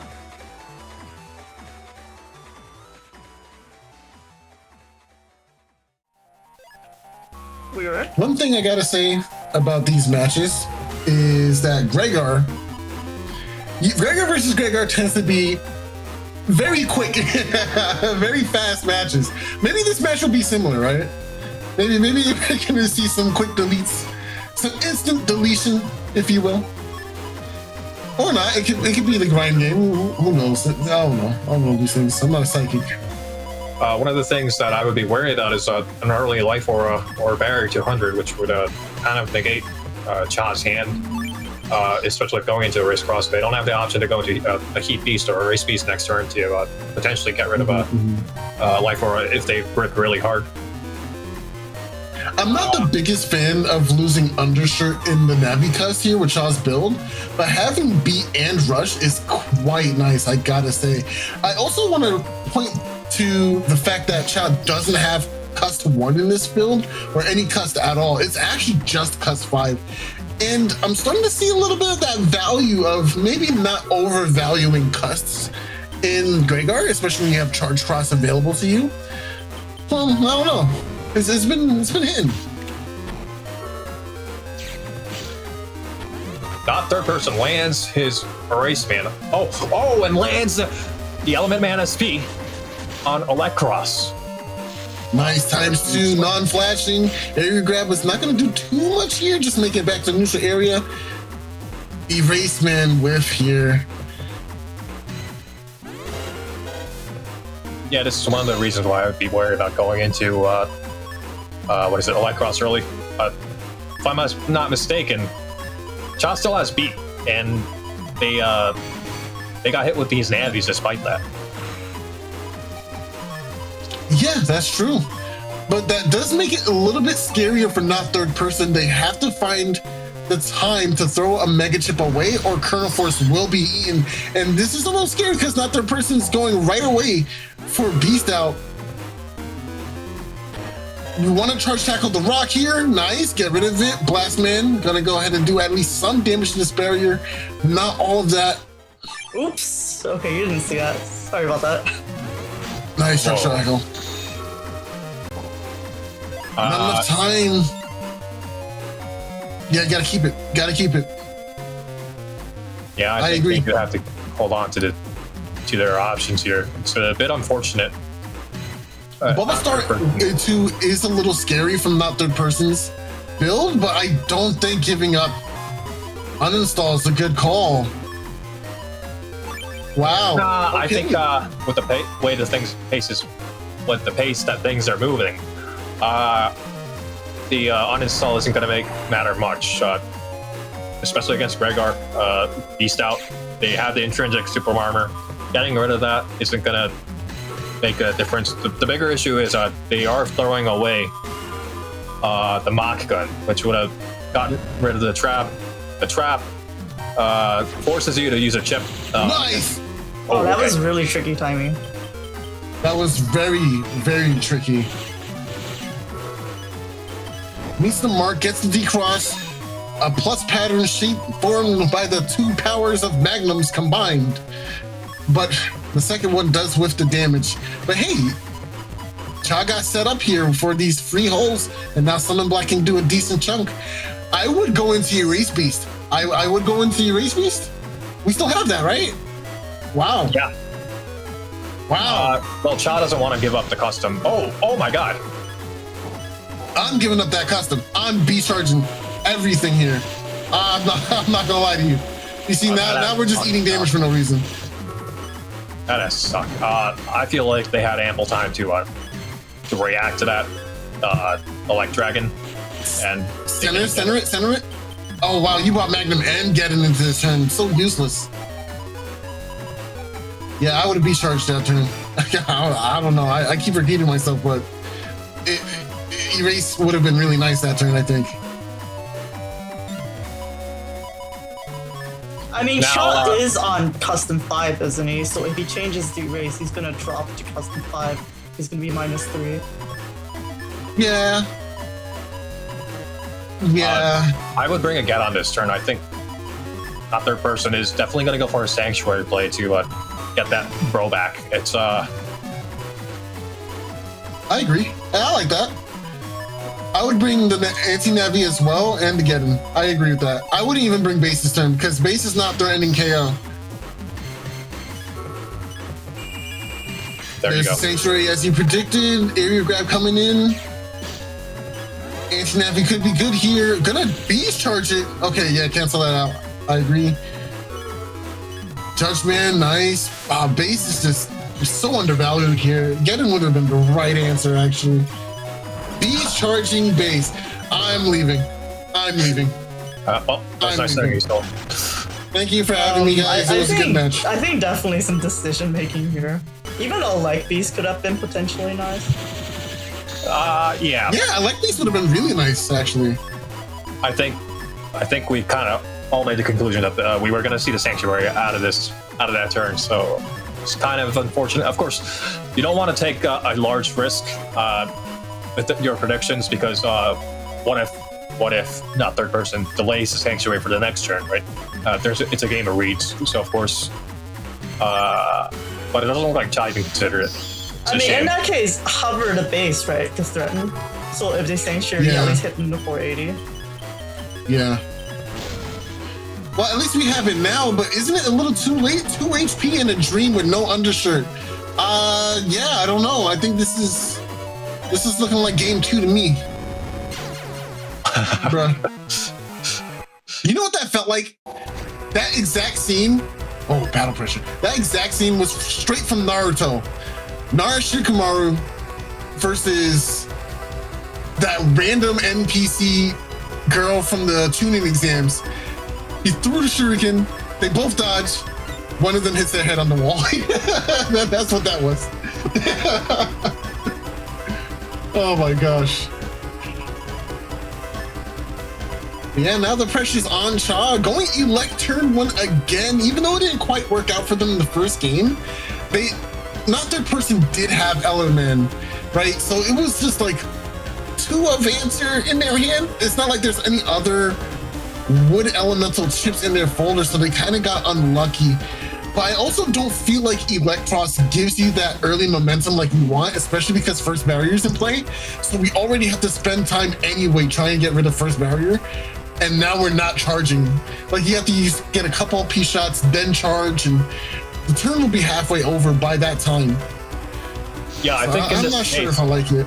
I think in this case, the correct move is to go for charge cross very early, right? Yeah, I think charge cross is nice. Yeah. It's not like you have to conserve it for like a VDT matchup. Steps into 2 hits on the race cross. Also, don't focus on charge shots here. Just go for your P shots. You have to get rid of the barrier. Yeah. Yeah. This is rough. They could have just waited for the erase cross to confirm their charge with this cluster as well. Oh man, this is yeah. This is Wait, rough. did they turn 1 bike fix? If they didn't bike fix, then maybe they didn't want to go for the cluster jam, but they could have at least confirmed the erase. And that is a lot of damage. Fair. That's 600. That's already. fair. That's fair. There was no turn 1 bug fix, so the jam, it is level 2. It's level 2, so it's not as bad. There's no answer there to was erase turn 1 bug these. fix. Oh, then And yeah, plus that's confirming confirming it. Yeah, okay. So then, yeah, definitely could have just went buster shots. Thank you, Impassat. They need to go for the get on and try to. The panic. Oh man. I mean, it does get the erase, but that's so much damage. 499, bro. What is this, BN4? Oh, yeah, I'm not liking any of this. The pressure really is ramping. Yeah, the early first barrier is a really clutch play, it looks like, or build choice for not third person. I may have underestimated how relevant it's going to be. Well, It's people a think shifter, you know?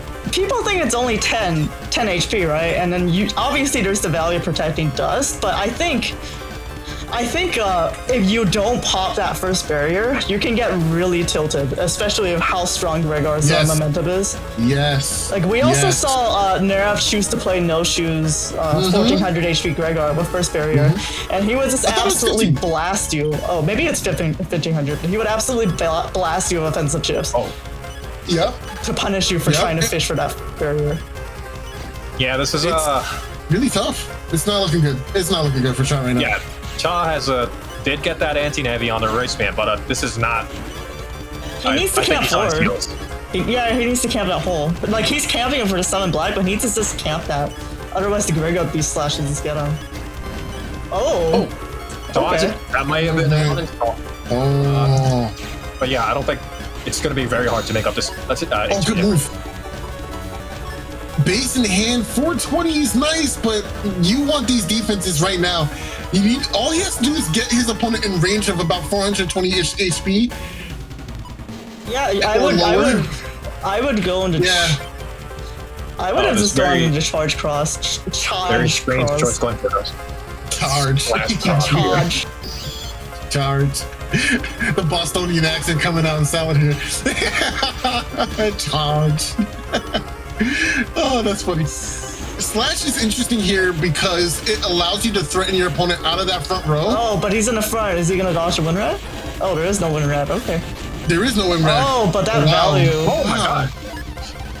Wow. 780. You can still get there. You can still get there, but it's gonna be rough. No slow gauge in play, so that means you can potentially make these defenses count. No undershirt is really scary. No undershirt is killing me, man. Is killing me. Oh, it's interesting to see Cha's decision making. You're going for the attack chips before the defenses, right? Oh, nice stepping up there. Not going to be on the grass panel. Yeah, you gotta get your space. Oh, that's what you want to see. That's is this not what you want to see. Oh my god, that's no slow gauge. No slow gauge. Oh, he needs to use it. Yeah, nice. Oh my god. Oh my goodness. Oh my goodness. Oh, that's it. They have no way to get rid of elect either. Getting punished for going turn 1 elect cross. Now your dragon can't even deal with the barrier. That's what we really wanted it here for. Oh man. Oh, okay. You have to beast charge. He's not gonna step back. He's in slash cross, so it's like he's gonna beast charge the base just for you. Cha, don't talk to me or my son ever again, bro. Don't talk to me or my son ever again. If you, Cha, you better whiff this base. You better use my. I hate it here, bro. I hate it here, bro. Oh my god. He can't even use the summon fly. Yeah, I'm sick to my stomach, bro. Oh, he got it. Okay. Okay, that's Oh, that's it. That's it. No undershirt. Yeah, I don't want to say the R word, but what's it? Thank you, Cha. Raku? Oh, nah, not Raku. Friendship ended with Raku. I don't want to say the R word, but I think Cha really did not play to his best potential. Some of the decision making wasn't up to par. Well, for those that have not played in the tournaments, the Blood Moons, or made it to top cut, well, also this tournament in particular, the scheduling got weird, and so it got dragged out quite a few weeks, and so people's schedules really catch up to the, there's some really ups and downs that people could be going through. But I want to say though, I feel bad for Cha here, seeing what happened here and wondering what caused this. But I think I feel even worse for Anmaisax, because I think he got the worst possible opponent he could in round 1 of Top Cut, which was Cha in terms of matchup. Yeah, definitely. And I think Anmaisax bottom deck bug fix in that entire set. I want to bring up though, Cha, I think he was the 4th seed. Like right behind him was myself, China TV, and a couple other names that could have definitely given Anmaisax a run for their money. So yeah, it was a bad matchup for sure, but it's not like they got like a bad draw here. This is a very stacked groupie. Number 4. And and I brought that up, or I asked that question so you can re-clarify, because Cha, this game doesn't represent it very well, but he's a fantastic player. He's not a bad player by any means. I think just nerves or this round just caught up to him. I don't know what time they played this match at either, like Salad was saying. Yeah, it was just an off game, and that happens. That you can't play perfectly every time, and it happens. It's fine. Yeah, not to discredit not third person. I mean, they're also a very good player. And the first barrier play we mentioned, it is throws a lot of players out of rhythm, especially even you think it's primarily like a pauser thing, but it does really come into play against especially the Buster Bug Gregor builds. So yeah, not third person has placed pretty highly, or I think maybe won some of Demi's tournaments as well. So definitely a very strong player. They actually have not been making top cut, I think, in the previous tournament. So there can really be ons and offs. So you really shouldn't be, especially if you haven't actually played at this level before. The pressure and just the circumstances can be very, very it can be really underrated in terms of what it brings to the match. Very debilitating. Yeah, I agree with Ufu too. It's like playing a game when you haven't eaten yet. That matters too. All those are factors that contribute to your overall mental health and your physical health too. It's all important. It happens. I think I've lost every single tournament match where I actually ate beforehand. Like I have to be hungry for that W, man. I play much better when I'm hangry, I think. Okay, with that, let's go into the next set. Actually, let me go into the bracket real quick. So we forgot to cover this, but so the loser's first round was Anmaisax versus Salad, and not third person versus Thiago. So we just saw Anime Caveman versus Salad, as well as Cha versus not third person play out. So now we're going to be in the loser semifinals, which is going to be Anime Caveman versus not third person. With that, I'm going to go into the setups.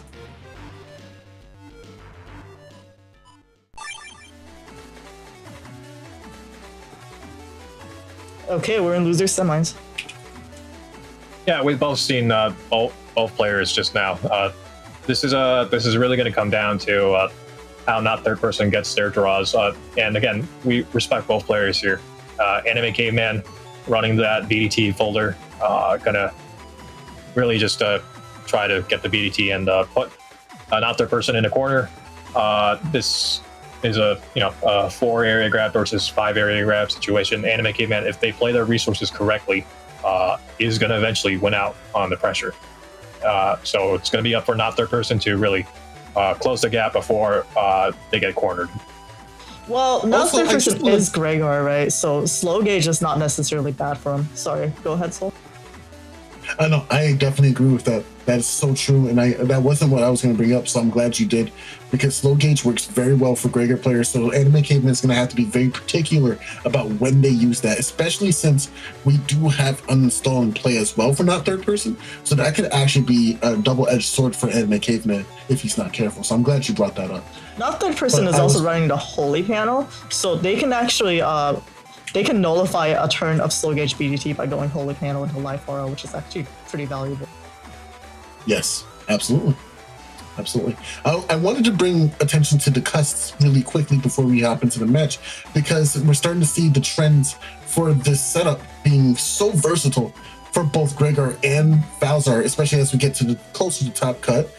But here, now third person is still running that variation of it, where it's instead of cust 1, we have the first barrier, right?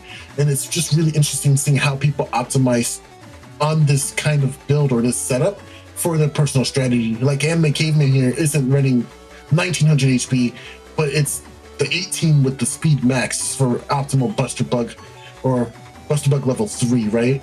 So I just wanted to point that out. Very solid cust for beginners if they want to try it out. To back there, just be wary. Not having air shoes can be really tough to play with if you don't understand or have good solid fundamentals. You might take this cust and not do well because of that. But it's still a really solid cust worth testing with and trying out. All right, with that, I think we're ready. Let's go. Okay, let's get into it. So in terms of the tournament bracket and matchups, I want to bring up that I won against Anime Sax, but oh no, hold on, I screwed up. There is never mistakes on stream. It's always flawless. What's a mistake? The M1GP only has immaculate perfect streams. Yeah, of course. Okay, sorry. So I wanted to bring up that I won against Anime Sax, but if Anime Sax had beaten me and moved up to play against Anime Caveman, and their round robin, Anime Sax too old Anime Caveman without Anime Caveman ever drawing the BDT. And you could say maybe he bottom decked it and it was unlucky, but Anime Sax has multiple magnums and pretty high tempo Gregor build with anti-recovery as well. So it's pretty interesting. Just how differently the brackets could have played out with just one match being different. And I think that's really good because that shows how close in skill level the players are now. I like Anime Caveman opening with Tengu here. They're definitely making a strong read that not their person is going to go into their race cross. This will apply a lot of pressure. This is where Attack 5 Falzar really shines, in my opinion. There's a lot of immediate pressure you can apply on your opponent. It's a little unintuitive because maybe you think Gregor is always going to use Attack 5, but Attack 5 Falzar also a very strong option. So Raku in Twitch chat suggests in reply to me that what it actually is showing the flaws of split pools. I agree. Let's go back to no split full round robin. Actually, very smart for Anime Caveman to not pop the slow gauge there. Though they could have potentially gotten Tengu lock if they knew they had area too. So actually, that could have worked out for them. Actually, I think really? Area lock is still very much on board, and I'm not gonna lie to you. Yeah, with I'm surprised. Grabs in hand, yeah, I'm locking that in. I'm locking that in so fast. They have the life aura too, so yeah, that's plus invis, so that's actually a lot of ways to stop area return. I would lean on area grab here, because not third person definitely has the win rack regged, right? So that's gonna be their opening. You would want to mash out area grab to cancel out the Judge Man from earlier, but it looks like Anime Caveman is going to go for the Dust Crossplay instead. Well, if you mash out the invis, the wind rack would also not push you. So yeah, I'm really surprised they went for Dust here. I would have definitely just gone for the Tengu lock. That, like, if they used that slow gauge from earlier with that lock, with those two area grabs, that could have been game just right now. Oh, but if they can roll for an erase ban, yeah. No, we didn't. So maybe if they go for it here, then that would be massive. It is a lot riskier than the original plan, but didn't go for it. I would have been really angry if I was not third person to saw that though. Just so you don't Yeah. have On to the roll more subject too. of split pools versus not split pools, I would really be interested in seeing a consensus from the server based on the last few tournaments that we've had, because we have what, 3 or 4 blood moons of split pools, right? I think 3 maybe. I know Yeah. and my stacks is for full pools as well. Yeah. I personally like split pools myself because it's just better on time, but I want to see what people think. I mean, yeah, it's more convenient, but I think it does affect the quality of play with the less matches played out. So it really is just what you value in the end. Ooh, Yeah, Ooh. That's very 480. spicy. That's for Yeah. that's for 40, 480. 480, yeah. 210 plus 30 times 2. Oh, that's right. That's right. Oh, I forgot man. about that boost. That's a Both lot. players getting the decrosses here. That Yeah, was a so good. really juicy win rag. The beast didn't even move. Yeah, got it rough. And not the person was doing the forward movement, so they were Yeah. anticipating the win rack too. So he got that off despite that. That's incredible. Does Lucky's training tool let you practice that? Like having the Mega Man move back and forth into practicing win rag? I might have to do that. Yeah, because that is definitely like a timing thing. If you get used to Yeah. it, you can 100% it. Yeah, I so think. I'm not sure. I haven't actually tried his training tool thingy. Yeah, the back and forth, obviously, it's good, but you can also do, if you have 3 panels, you can move three panels back, and it increases the chance of, like, making the win rack width even more, I guess. Yeah. It's a little So, easier like- to buffer it. Oh. Not third person doesn't get the element NSP off, but does generate the holes, positioning himself.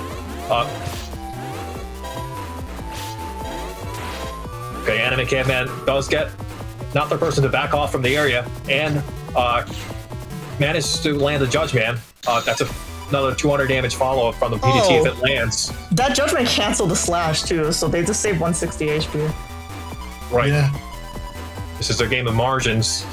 I And think it's going to Every- be really hard to dodge this Thunderball coming in. There's going to be a cross cancel for sure. I feel like there's going to be a cross cancel. There's no way you stay in this form and eat 200 and paralyze into the start of your next turn. If you and on have top of that, defense in there's the a ground area, NSP. The ground NSP, if he does not cross cancel, Oh yeah.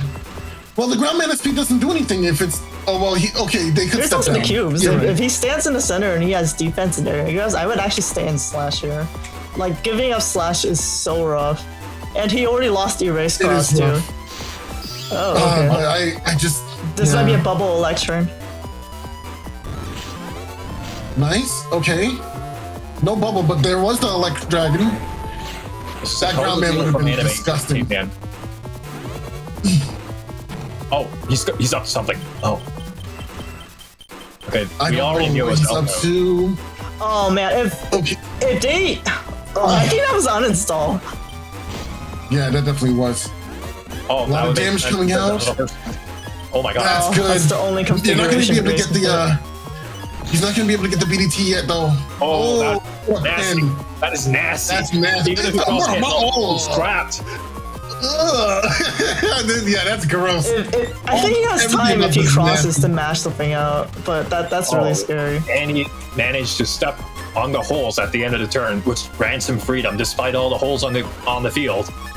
He has a lot of freedom going Yeah, I out. respect the 300 HP. I respect the 600 HP coming back in. I think that's the right call here. Basement. Oh, interesting. Ow. Oh, got killed anyway. Yeah, they did have the invis, they didn't get it in time. Oh. Oh my god, yes. Oh, Yep, panic. yep. Oh, wait, this works. Oh! It's It's not even the damage, but that's. Oh, wait, it actually delays it a little bit. That's actually, yeah. Yeah, it's weird. It was awkward.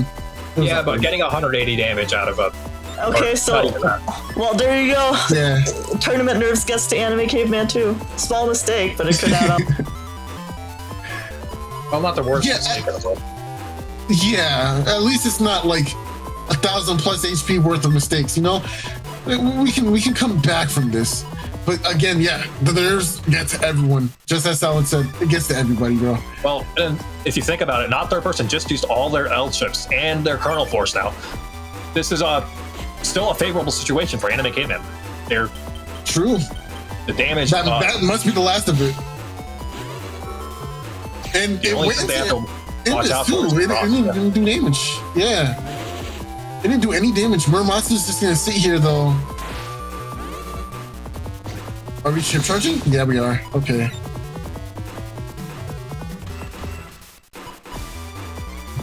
You know what?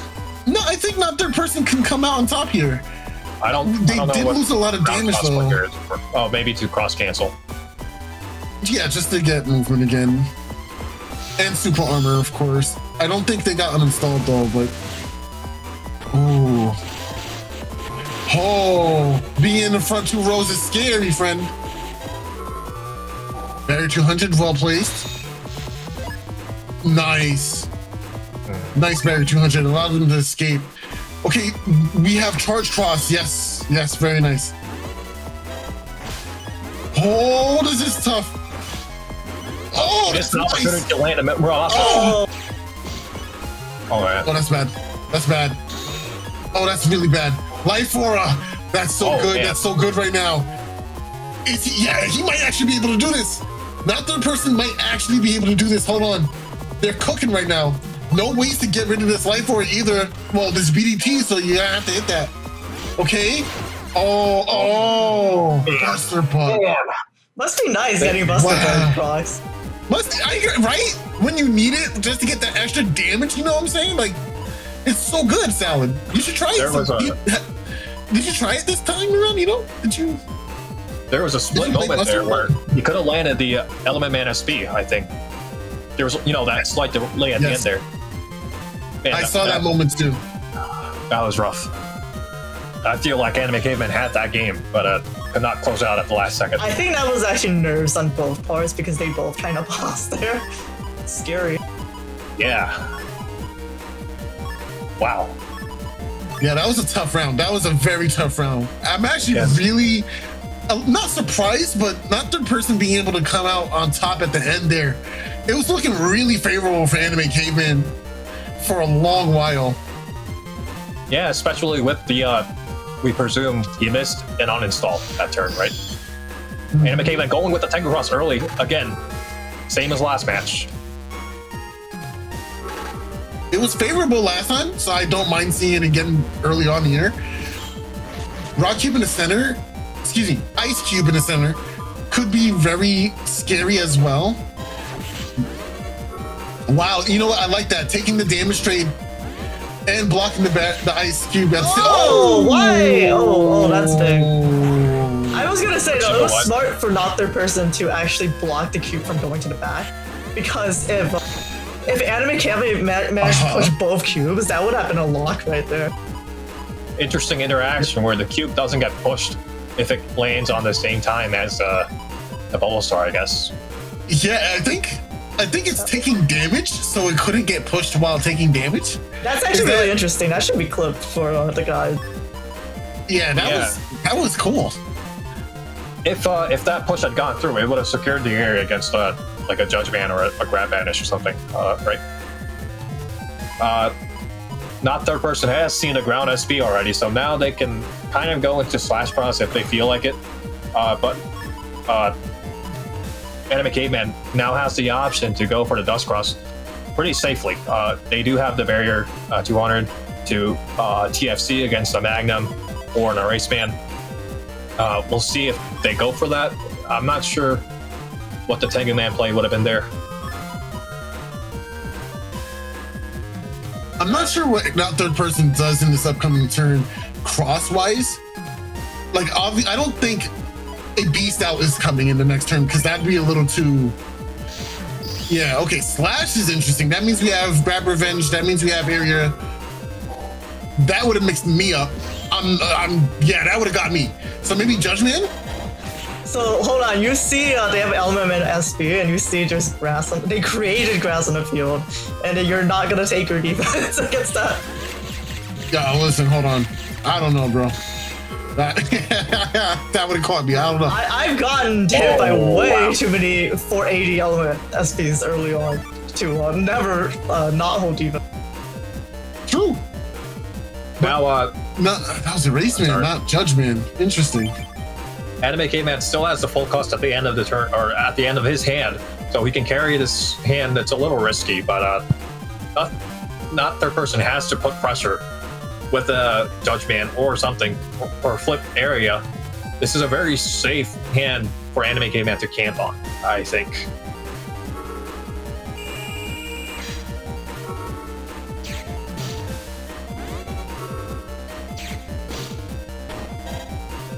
Oh no, that hole.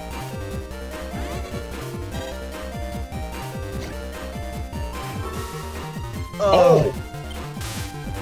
The timing is rough because they buffer the Tengu up. Yeah. Still holds the... Oh, this is a bad turn to go Dust, I think. They still have the Magnums available to them.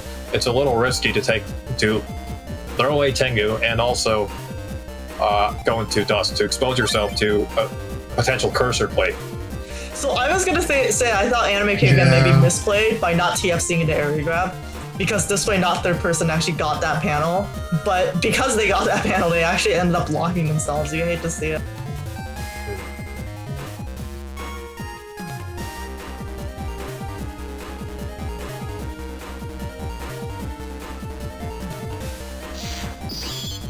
I'm not liking this position right now. Sanctuary is nice. Okay, so we can move again. There goes instant full cast. That's rough though. Opening Sanctuary against Dust, potentially Dust Beast. What Navi chip is that? Element Man. It is Element Man? That's pretty good. That's really good. So you bring Element Man BDT this turn? Beast out? Yeah, I like that. Yeah, 2 area grabs, and you have advantage. You're gonna apply pressure to Slash Cross. The only thing is maybe there's a Kernel Force play now, and you have to watch out Not for bringing Element. Are we gonna chip? Yeah, okay. I was wondering, like, what are we doing? Like, locking that Element in. But also, one of the benefits of Attack 5 here is that you don't have to go for BDT. You can kind of, like, pilot the match and win with your, just regular-ass charge cross, or charge shots, nice. And beat charges. Yeah, like That how was Anime Caveman great for could that have gone person. for Tengu lock, round 1. Not third person accidentally using every chip at their advantage through that Elect Dragon into the anti-damage to deny the charge being completed, which means only 1 Thunderball comes out this turn. Well played. Lots of damage on that, but I think it's worth just being able to buy some time. Oh, heads up play from Anime Caveman. Sees the beast out, immediately playing for the Kernel Force. Oh, if they didn't dodge the Wind Rag, that was actually a confirm. Wow, good luck. Excellent luck. Wow. This is not a situation you want to be in if you're not third person. Bro, I don't even want to see this from the third person view. I don't want to see this in my view at all, actually. I'm pretty sure if this was Mino Rico on the left side, they would have gone for a ground beast play right here. Even though they could potentially get their super armor uninstalled later. I'm pretty sure. So true. So true. Yeah, I mean, you got to take it when you have the advantage. This is not scary at all for Anime Caveman. He's fully in a driver's seat at the moment. Nothing. Oh, that's not sure what can do. Can really shake him, I think.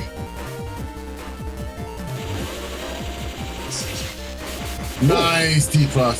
Yep, that's a 380 damage if I'm not mistaken from the extra, the D-Cross. And you get to break a few more panels too. I like it. I like it. I think they're stuck in a sweet spot for the Muramasa as well, but Anime Caveman hasn't taken enough damage to take advantage of that. Slow gauge turn in the nice. Got the damage too. That was really nice. Oh no! Oh my god! I hate to see it. Oh wow! Oh man! Oh man. Okay, yeah, we can Wait. lock you down. Wait, hold on. They should have TFC'd. If they TFC'd the Magnum, they could have blocked the Element Man grass. Wow. Wow, they really Yeah. could have. Oof, that could have been a comeback. That's rough. That was rough. Wow. But hey, it's not over yet. We go to game 3. Now third person can turn this around still. Despite that last round. You know, it was grueling for sure. But we can start fresh now. We can think about a new game. Gotta wonder, will not third person go for the same Erase Cross opening? Anime Event has shown the Tengu opening twice now. I mean, that was really unfortunate, right? Because not first person stepped forward into the Tengu win rack. Oh, yeah, I forgot about that early in the round, yeah. You know what I'm doing? I'm bringing all 3 area grabs. I don't care. I'm Tengu lock in turn 1. Well, that's a resource management thing, I think. Yeah, that's fair. But also, win rack. win rack. I'm with it. I got attack 5. Let's do it. I'm locking in. Yeah, Anime Caveman can't use the Element Man SP immediately, even though it would be it would lead into a juicy play against Electros. All right. We see not third person going for the slash cross play early. I would have lost. After Okay. Nice. but does not get the benefit of decrossing the Tengu cross immediately. Oh, Nice. there's more than enough time to step dodge this. Forward? This is potentially an electric dragon play here. So, not the. Oh my god! Crossed up. I thought moving forward was the right play too. It's a timing thing. Oh, but Anime Caveman has the ground SP in hand now. And again, the Tengu Man or Tengu Cross, you don't have to get out of it, I think, unless you're really scared of a grab banish again. But you have the ground SP, so you can kind of threaten. Going into the Aqua Cross here would also be pretty scary, in my opinion, with the Elect Dragons still in play. But You know what? I kind of like going into Spout Cross here, just to get the cross cancel. And you can also threaten a Heat Cross coming up, or a Charge Cross coming up. Yeah, I think this is fine. I think I would would go definitely into- just keep Tengu, yeah. yeah, I would keep Tengu or go into Tomahawk Cross, I guess. This is a strange decision made by Anime Caveman. The only reason to go Tengu aren't they- is against a turn 2 slash beast of Kernel Force, which is kind of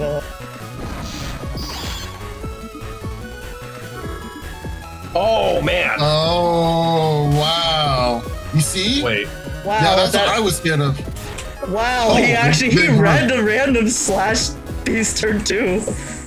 Unfortunately, you can't Wow. actually confirm it outside of Kernel Force though. Mashing out is enough to block it. yep. Nice. Big damage. Lands the ground SP.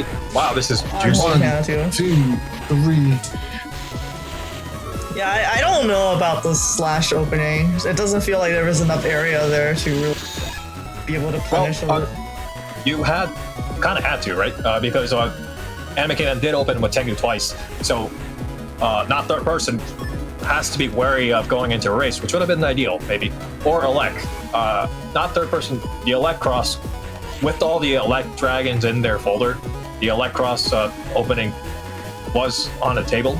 They just didn't go for it. Yeah, And, exactly. I would have gone Elec if they really wanted that pressure early. Yeah. I think Elec would have been a good call as well. I think I like Elec as well. Yeah. To be honest, erase was still possible. They just needed to not walk into the win rack. Oh, here it is.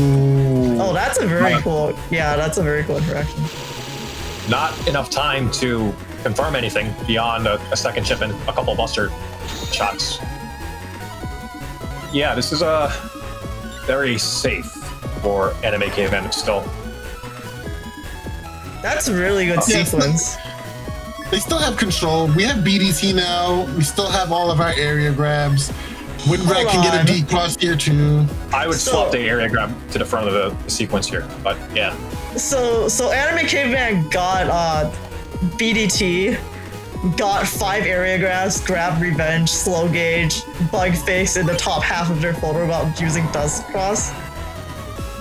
Well, yeah, that is insane luck. If now that you mention it. Why you don't bring that up? Hold on.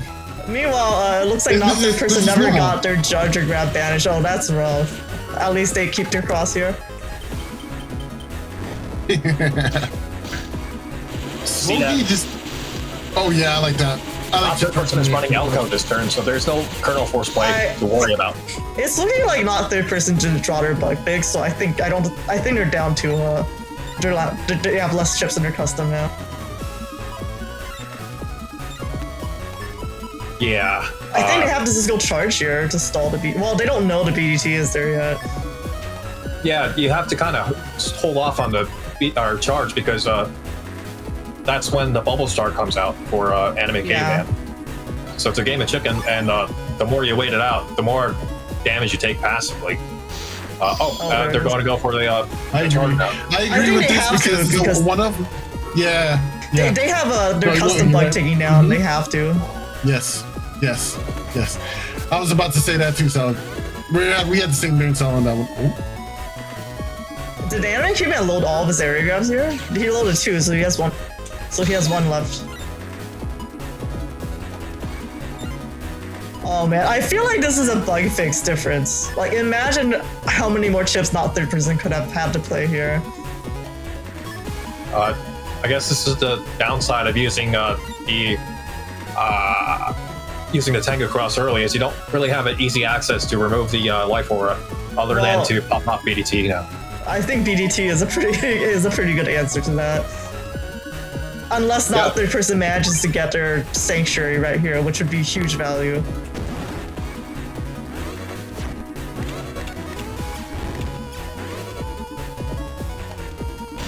Unfortunately, it looks like they don't. You know, I'm pretty sure Anime Caveman already used their win rack as well. So if not third person actually, if they had the sanctuary and that life aura, they could have just walled. They could have just walled Anime Caveman for so long. This is so unfortunate. This is looking rough for not third person. Yeah, this is not looking good at all. This doesn't feel fair, man.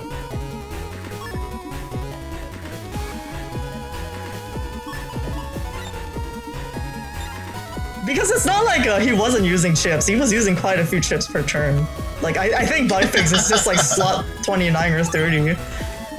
YouTube chat, and my sacks with the ban bug fix, please. So true. Is that really the root problem? I feel like bug fix is fine. Like, he doesn't have his grab banish either. He just didn't get anything. That is so rough. Yeah, and then he has to use a baby force here. Baby force. Yeah. This is he's down to 2 chips per turn. That is, see, once again, it happened again. The god top deck versus the salad bottom deck. But this is the risk you take when you choose this kind of build. No, you but want that's unlimited power. But that's the weird thing. We saw, you know, like 10 tournaments in a row where it's just cheaters everywhere with their high risk, greedy custom bug builds, right? And then they get bug fix turn 1. Just pull bug fix turn 1. So I just think it's so weird that this tournament is the one where the statistical average actually happened. And it suddenly looks, it's the thing that's supposed to happen happened, and only in this tournament, and suddenly it feels so weird because normally everyone's just cheating. Like, I can't get over it. It's so weird. It is pretty weird. Yeah, there's ways to play around that for sure, and I guess not third person was not held off on it. This is like a matchup thing, right? Because they have to hold off on the charge cross until for the BDT, so they can't use it liberally to counter off the cusp bug when it starts to settle in. I mean, So, that like they didn't get any of the area return chips. Like Anime Caveman just got to put down area grabs and they just stayed permanently while you're playing against Gregor with 4 grabs and grab revenge. You hate to see it. yeah, yep. They did kind of luck out on the judge ban, right? So Anime Caveman stepped up during the judge ban hit, so was able to retain the area, just keep up the pressure. So it kind of sucks. Yeah. Oof, yeah, that's rough. That means they didn't get to draw their win rack to push them back either. That's bad. That's gotta give a woo to the Gregors out there. All the fallen Gregors. A woo. A woo. A woo. All right. With that, we are going to be in. Let me see. We're going to be in the losers final, so it's going to be Anime Caveman versus LDR. So this is going to be Falzar versus Gregor, Group A versus Group B, and whoever wins this is going to go up against Soup.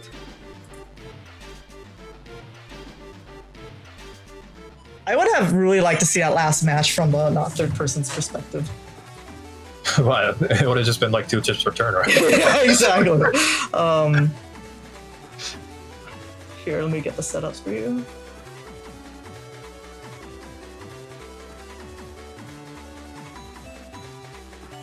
All right, so I guess we're looking at the setups here. LDR was running the Gregor, obviously. The Cust 8, they're both the same Cust 8 build, the Cust bugs. We just saw Anime Caveman. LDR is running a Reg Magnum and, it's the E-code. Okay. Yeah, it's E-code.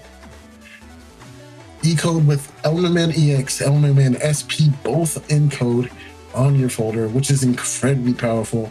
If you thought Element Man Star was really good, why not have 2 more of that same Navi in your folder? It's just such a good chip. Even the EX, I feel like, is really good. Like, it just does so much for you. I'm not sure on the timings of the EX one, though, actually. But I think they're roughly the same. right? I think this is actually a bad matchup for Anime Caveman. Against normal other Gregors, maybe except for a couple of the hard-hitting ones, like the ones that Soup was running, you can kind of like coast because a majority of the damage that Gregor is bringing is from the charge shots. But with E-code, on the flip side, there's a lot of active chips that the Gregor is using, so you can't just like play defensively, or you have to keep that in mind against the matchup. If that makes any sense. No, that makes perfect sense. I think that's true. I think what we're going to see is early momentum is going to shift towards LDR, but I think Anime Caveman can still pull this back and pull a win. But we're going to see. It's going to be a grind game, no matter what. All right, with that, I think we're ready to head off into the match. The one thing is LDR is running anti-Navi, but it's not tagged or regged, so it's going to be a completely random whether or not it comes into play against the SP Navi, the Element Man SP, and the Ground Man SP that Anime Caveman is running. Okay, so this is a finals match, which means it's going to be a double VOD and best of 5. So we ready to go in? All right, let's go. Okay.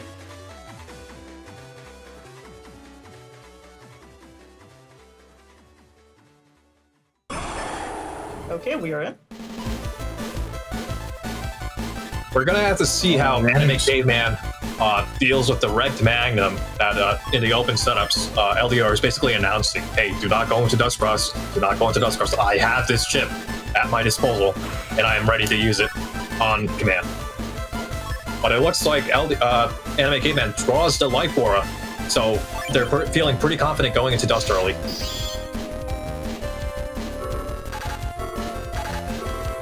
Oh, and immediately loses it from the sequence, but manages to negate the Electros charge shots this turn. Yeah, that's unfortunate. I don't think you should have TFC'd the Life Aura on the area gap just for this exact reason in this matchup. Unfortunate that it played out this way.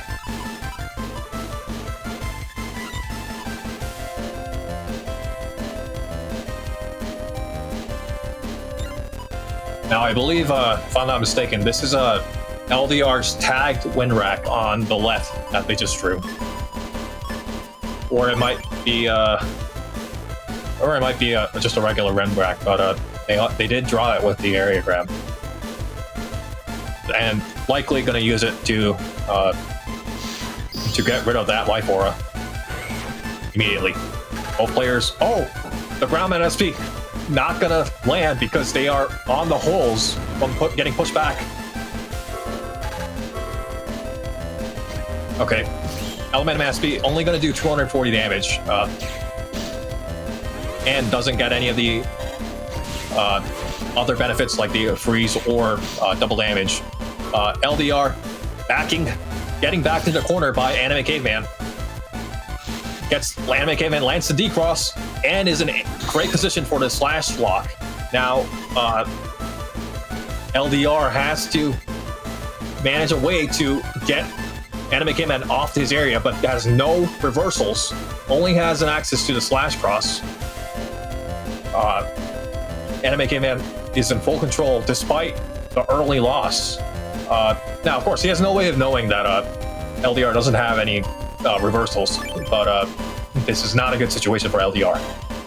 Hello, can you hear me? Hello? Yeah, I can hear you. Okay, I'm back. I'm sorry. I don't know what happened to my mic. That was crazy. But yeah, this is a very unfortunate position to be in. If you're playing as LDR, you're backed into this wall. You do get rid of the trap and the barrier 200, but it's already too late. Oh, but we escape with the full cust. And hold on. What is this hand, sir? Nah, beast out.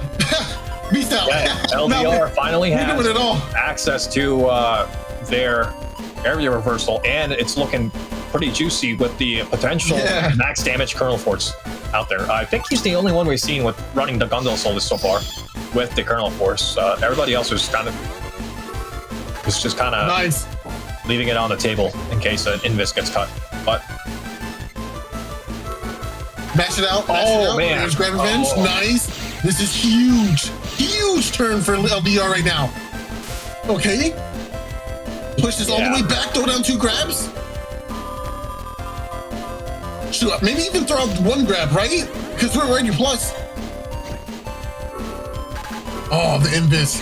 The Invis is so good. Yeah, this is very clutch for Anime Caveman. Wow, dodged the wind rag gust there, so it got to camp forward. This is huge. This is a huge turn. LDR has There's no defense. There's no defense in this hand. Are you confident enough to lock in a beast out right now and just go for the KO? Because there's no stopping this. LDR also has the option to play very safe with the Life Aura and the Anti-Navi. It looks like that's what they're going to go for. Obviously, the big damage is also in their hand. Playing safe is always the correct option in these situations, at least in my opinion. Oh, I shouldn't have stuck back. Does he have enough time to get rid of the Life Aura? Why did Anime Caveman choose the beast out there? I don't know. For the Murmasa? Doesn't matter. Yeah. Doesn't matter. I'm not moving. I'll take whatever you throw at me at this point. I'm slash cross until infinite. Oh, the Navi chips in hand too? Oh no, this is looking really bad for Anime Caveman. Yeah. This is a really good hand. Beast Rush here would be the end of it. He doesn't even have to Beast Rush because he's in such a favorable area conditions.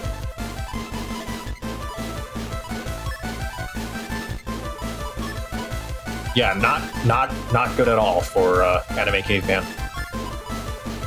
Again, this is what the early momentum. This is where it bites you against C-Code as Falzor.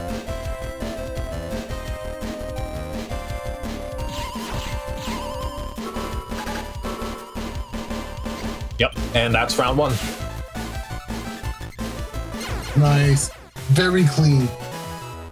It was looking a little rough at first there, but yeah, LDR was able to pack that up real nice. Yeah, and I think the match was kind of decided really early by the decision to TFC Life Aura on area grab, which LDR countered with the Magnum. LDR Anime Caveman is going to have to keep that in mind when they open this time around. Man, I can't help but, no bias, but looking at all of these Anime Caveman matchups, and I just think, I wish I had these matchups to play against him in my match.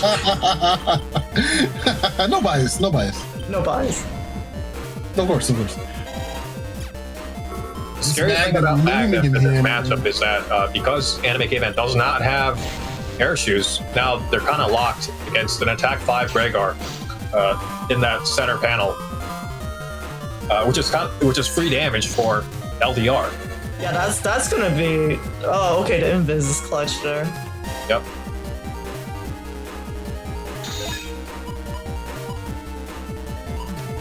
Anime Caveman making the choice to not cut in or not fire off the slow gauge against this matchup. He knows that a Rhaegar attack 5 Rhaegar, it's not very favorable to do so, especially with no BDT in play yet.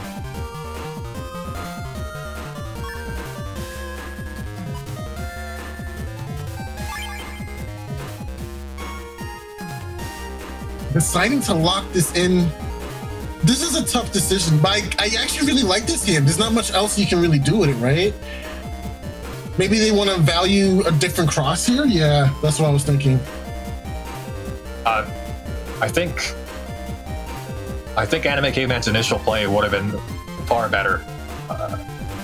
If you mash out Life Aura right away, you are still an Invis, so nothing can get you, especially from that position. You can't TFC an Erase Man. It would have been a lot safer.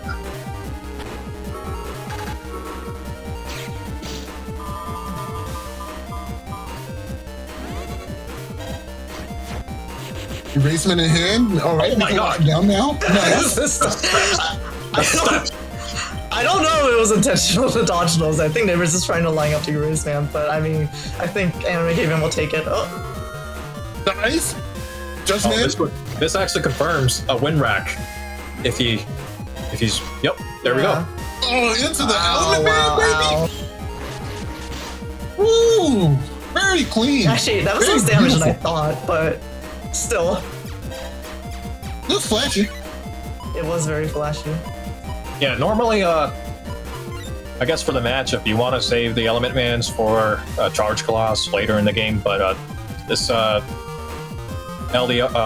Caveman's adjusting by going for the faster damage, getting more hits on board.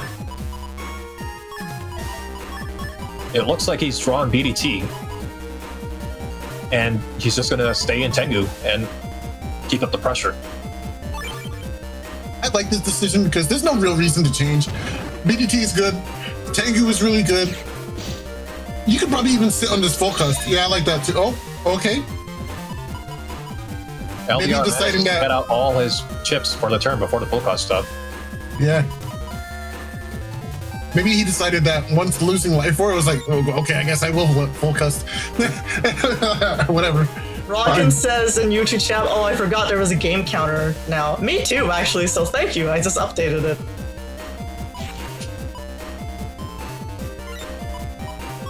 Now, what would LDR do in this situation? Goes for the barrier 200. Ooh. Nice. BDT finding a mark immediately. Sitting on an Invis is fine too. Yep. Oh, that's gonna get rid of it, even without the grass. Yep. Because of the flashing. Yep. Very nice. Area grab here too. Not too bad. I guess barrier. Yeah, if I can't have it, you can't have it either. That's fair. You know what's not fair though? Kernel Force. Yeah, especially with the Gondoso follow-up. Anime Caveman only has the Invis to deal damage. This is a little scary, looking at both sides here. Yeah, This is where Get-On would really kind of ruin a day. I don't think LDR is really running anything with the Get-Ons in mind, so... Oh, holding on to the area. You really have to. What a heads-up play. Yeah, I think Get-On's just so good. Oh, wow. Yeah, you can Chip tell charge us up. Oh, that Oh, makes man. me feel good. That means canceled it. I'm mad. I'm so mad. If people can chip charge base, I want to see Colonel Force get chip charged too. Really greedy to hold on to it unless Anime Caveman doesn't pick area grabs here. That would be kind of nuts, actually. It would be. Man, That's- this is, That's really ballsy, not taking the... Yeah, not taking area grab after you saw the grab revenge. He while they're in did. beast. It's the last target. Yeah, in his but hand. that's what I mean. It was the last chip. You want to just camp forward or get the grab off there. Because, yeah, that was, 600 damage even from 2 panels? now, the ground mana speed would delete LDR. Just doing the math here. Does Anime Caveman get greedy for the win, or does he? What does he do in this situation? He could play safe, go for recubs. He doesn't have to really try to win, so to speak, right now. Yeah, I mean, LDR already showed the gun to soul Colonel Force, right? So there's no massive damage left.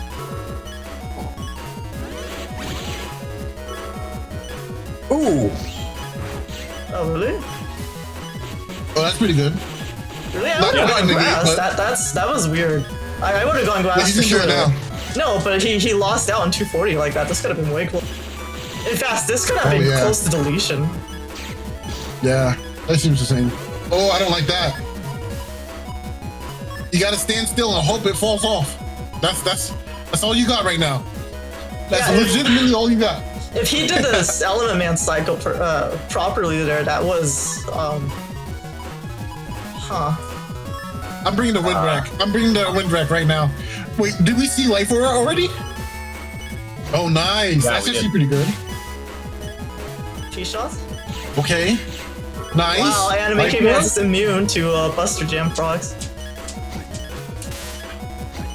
It's not very effective. Oh, that's really effective though. That's kind of an insane match, actually, managing to get out of that. Well, before the judgment confirmed. The wind rack. No, Wind rack is take the pretty wind nice rack. here. Take the wind rack first. Bro! Bro, why? Yeah, get your area back. You don't want to live? What is going on? Well, what is this combo? no, This no, is no. not a confirm. No, hold on. No, why? yeah, it is confirmed. It is? Because he's gonna trap. No, Anime Caveman. no, but he could have gone Fire Burn into a Life Pulse. Yeah, so now he's 1 HP, right? Okay, I see what you mean. Okay. I see Oh what my you gosh. mean, yeah. Not enough damage. gosh. Or not enough HP. Game 1. Okay, so that was two to the LDR, right? Yeah, that's 2 to LDR. Wow, that was, he just went for damage. He just wanted it.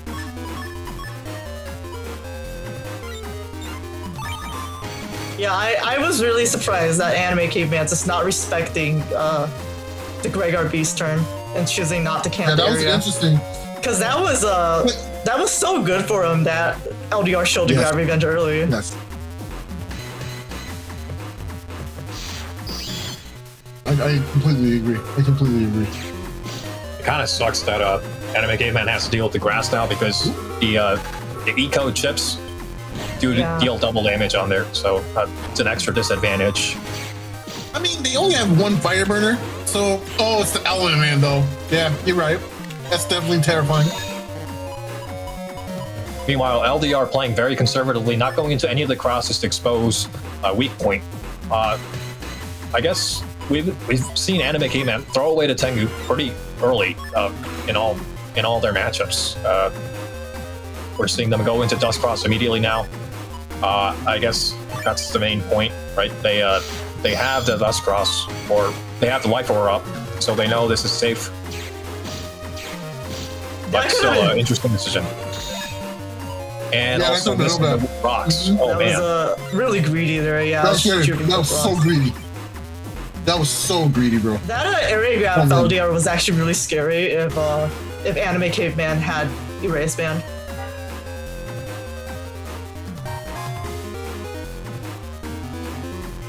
He still has the ground SP right here, though. Yep, but I guess LDR made the read and is going into charge cross, right? They're not that stupid. They only wanted the slash, I guess, to remove the Tengu, and it's because Anime Caveman already forfeited the Tengu. There's no reason to expose yourself for the SP Navage weakness. SP Navi weakness for an extended period of time. Finally finds bug fix. Ellen Man not gonna do the ×2 that we want. Could have waited actually. I mean, unless they really felt that Anime Caveman was gonna just keep capping those panels, but he's gonna come up eventually. Oh, I thought he dodged. Oh, that's unfortunate. He ran so fast. He ran for that ground man so fast. That was really funny. Ground man got the cheese. Yeah.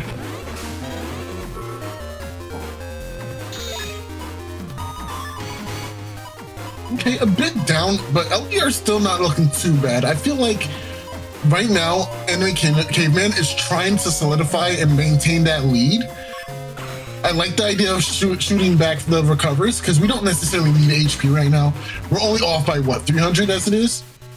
We can worry about that extra HP later. And now because of that, we do find the area grabs and the uninstall, and this is a perfect hand. Exactly what we needed to deal with a charge cross for sure. Oh, nice. Man. Good defense. Can he dodge it though? Oh, almost had it. That area grab made it really hard to dodge.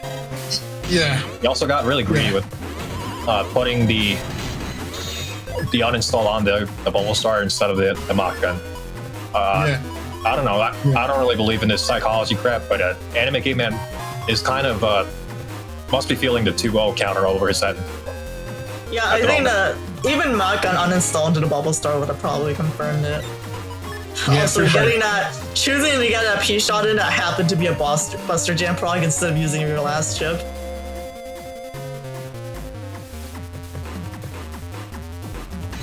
On the plus side, Anime Caveman did waste LDR's E-code rush turn. We saw him blow through the pulse, the fire burn. So it's one less thing to worry about.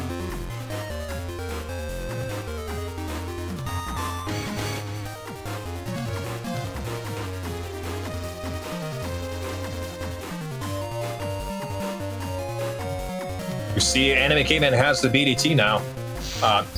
If they pilot this, they have a lot of control over the situation. LDR opens with the Magnum to decross the Dust Cross, but it's not too important anymore. The BDT is in play. Step dodge is a charge shot. Wow. That was like a frame perfect dodge here. Yeah, that was an actual frame perfect. I like the full cast here now. I think Anime Caveman just decided to lock in the hand they already had, but this is a very terrifying turn coming in right now. Yeah, and because we can see LDR's hand, we know that the Kernel Force is in play here. They have all the parts. Oh, he tried. That's going really aggro to Judgment there. Okay, that was. It can't even push back because of that holes. That's really bad actually. This could cost the game for LDR. That's 400. Oh, that hurts so bad. That's okay, but we're really gonna want to counter hit here anyway. Oh, never mind. I'm sorry. You gotta mash. There's enough time for you to Buster proc too. How lucky! What? Yeah, sometimes people recommend skipping on the speed max, but I guess everything counts. Yeah, everything counts in this sort of situation. Like, realistically, is the 100 HP for 1900 really worth that much more than 1800 with speed max? I mean, if you average one Buster Jam out of like 25 shots, not that I would know anything about that.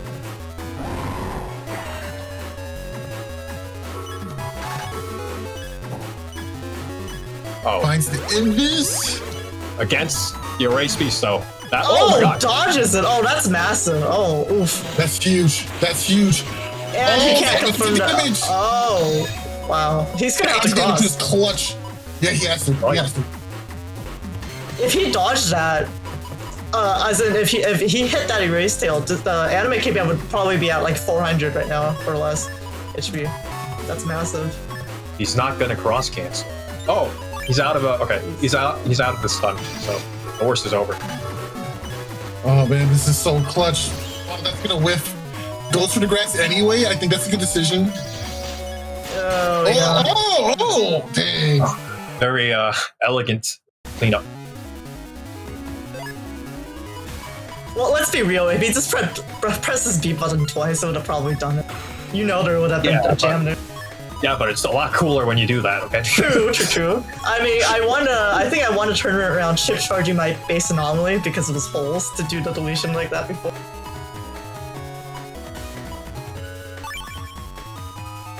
This is game 4. LDR is still up 1, but I'm thinking, will Anime Caveman be able to run the 3-0 back? Yeah, the reverse 3-0 is kind of crazy. That's a tall order. I mean, he already has the 1 win, so it's possible, right? He's making it 1 game at a time, right? Anime Caveman draws the bug fix early. You just gotta laugh at that. But it looks like LDR is going for an Elect crossplay with the combos with the Elect Pulse, but does not have the area advantage. Okay, but Anime Caveman is going to camp on the Holy Panels to negate the damage or minimize the damage here. Oh, nice. Oh, wow. And it gets rid of the Holy Panels as well. Gets a nice charge shot in there too. I'm a little confused why not open with the Element Man into the Light Pulse. You would have gotten more damage out of it, but I guess it's not a lot in the long run. You're Greg, or you do damage. That's true. That's true. You would do a lot of damage, actually. I think what makes Gregor the scariest is that he can do a lot of damage, and yeah, your folder has to pack some utility, but you can do a lot of damage with a folder too. So it's just always scary all the time dealing with a Gregor player. Yeah, the plus 50 damage is really underrated from Heat, and like it is nasty damage. Yes, oh my god! Wow. Both of them have ways to multiply. Mm-hmm. Confirms the charge shot with the Judge Van. Massive turn for LDR. Yeah, Anime Caveman was thinking of sneaking by with just the recovery and the full cuts, but LDR manages to sneak into damage and expends all his chips going into the next turn before the full cost goes off. A huge momentum swing for LDR here. Yeah, it's looking pretty up for LDR in general. I think going into Slash is the right decision. It's a little scary though because your opponent has Dust Cross, but I still think this is a good call. Heads up play from Anime Caveman moving forward after seeing the Slash Cross to minimize the amount of area that can be stolen.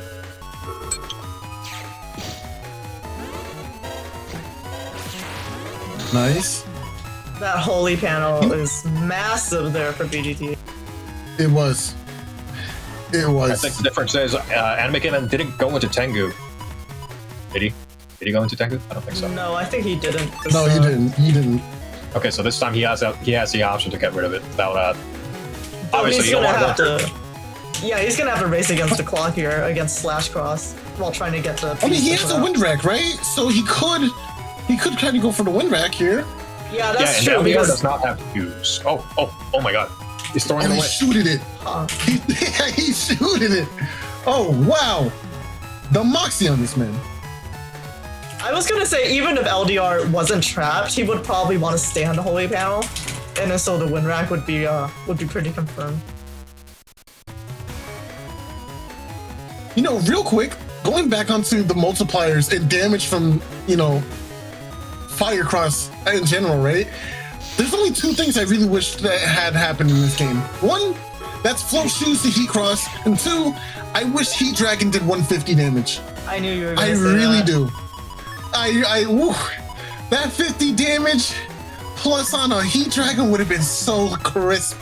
I think that would have changed that cross for everybody, bro. I think Heat is. I mean, Shoes would be nice, but I think Heat is already very good. It is really good, I'm not gonna lie.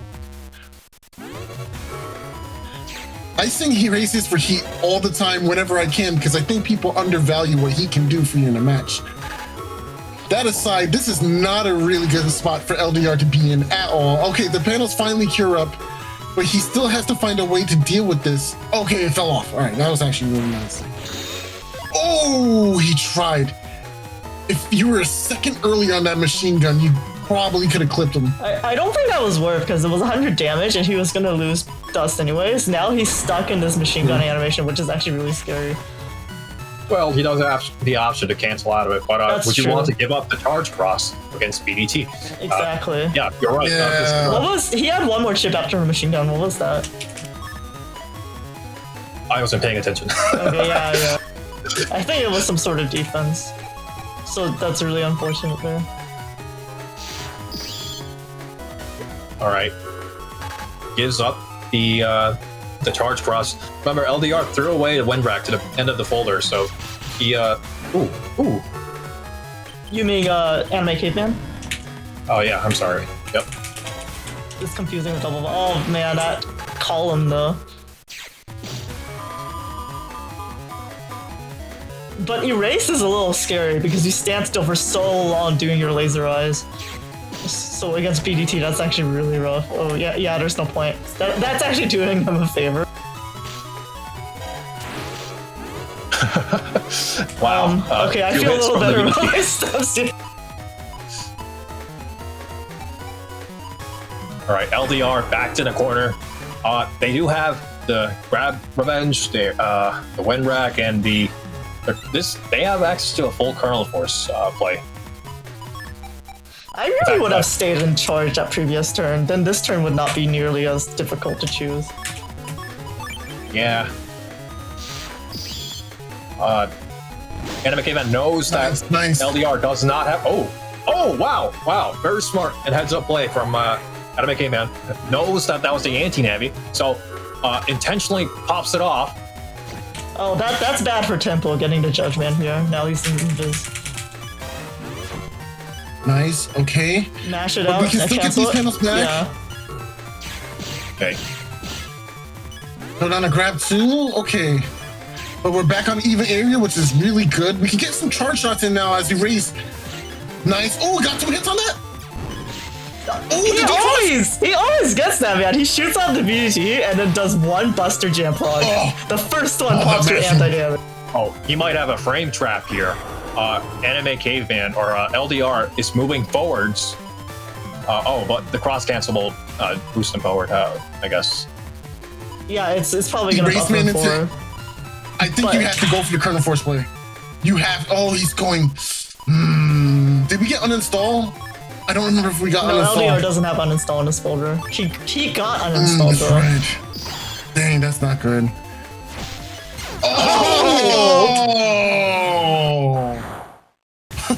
Well, that was the win rack from earlier. Oh my god. Yeah, that is the win rack. It's like a brick that fell from the sky. Right. Wow. I don't remember tennis being this violent.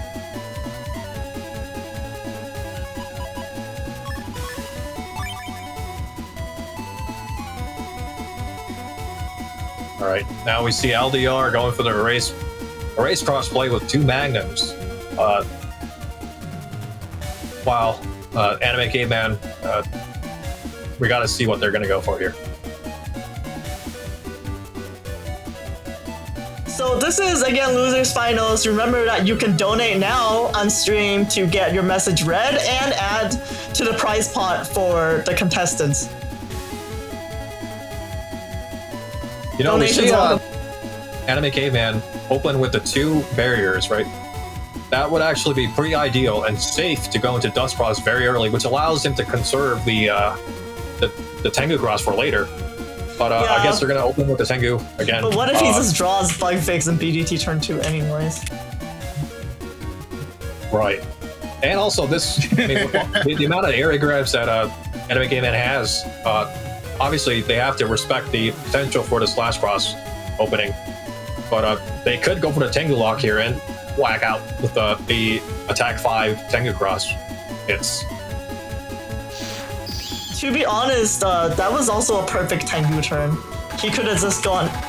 Oh, nice! Wow! All the outs, all the outs. But That's this is still really good value.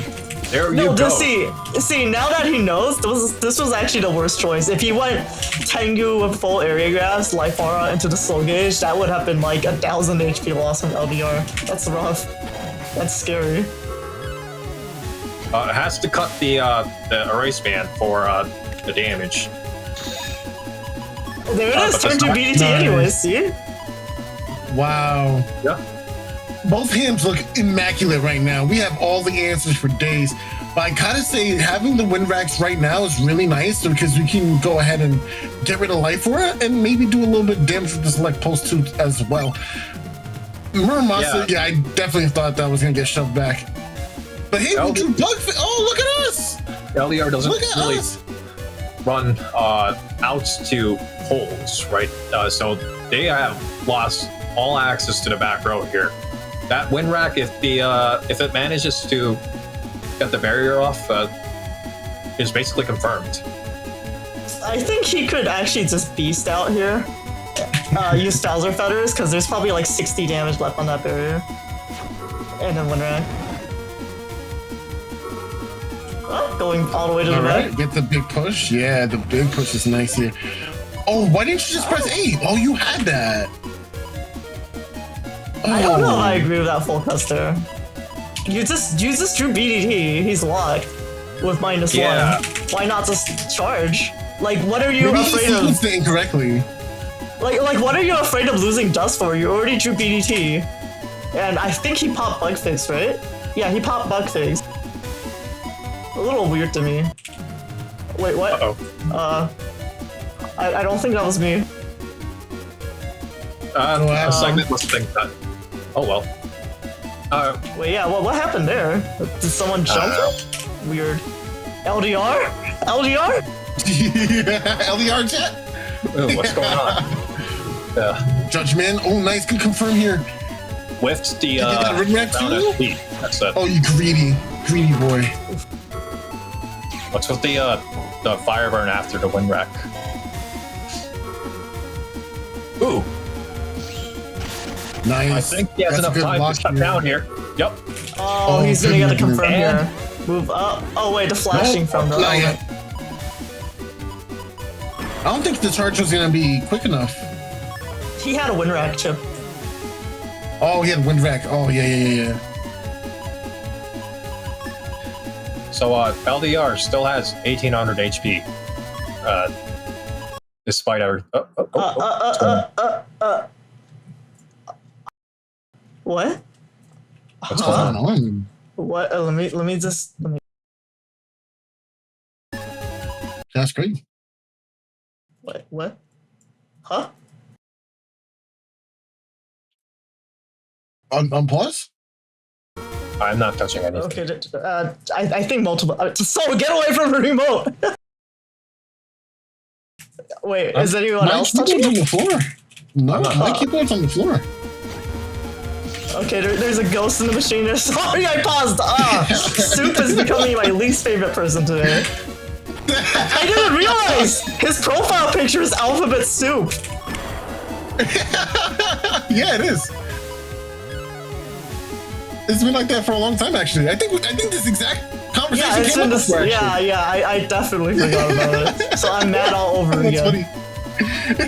He just hits me with that slight smile emoji. Oh my gosh. Well, it looks like Anime Caveman's going to go for the Tengu display here. LDR is column locked, so they are going to get decrossed at least.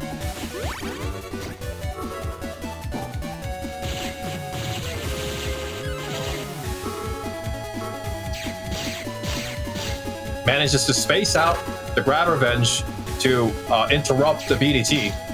It looks like LDR May go Oh, for I like this. Nope. I like that. Ooh. Full cuts turning into 200 plant damage. I like that. That You could were have a been really little more scary dismissive early.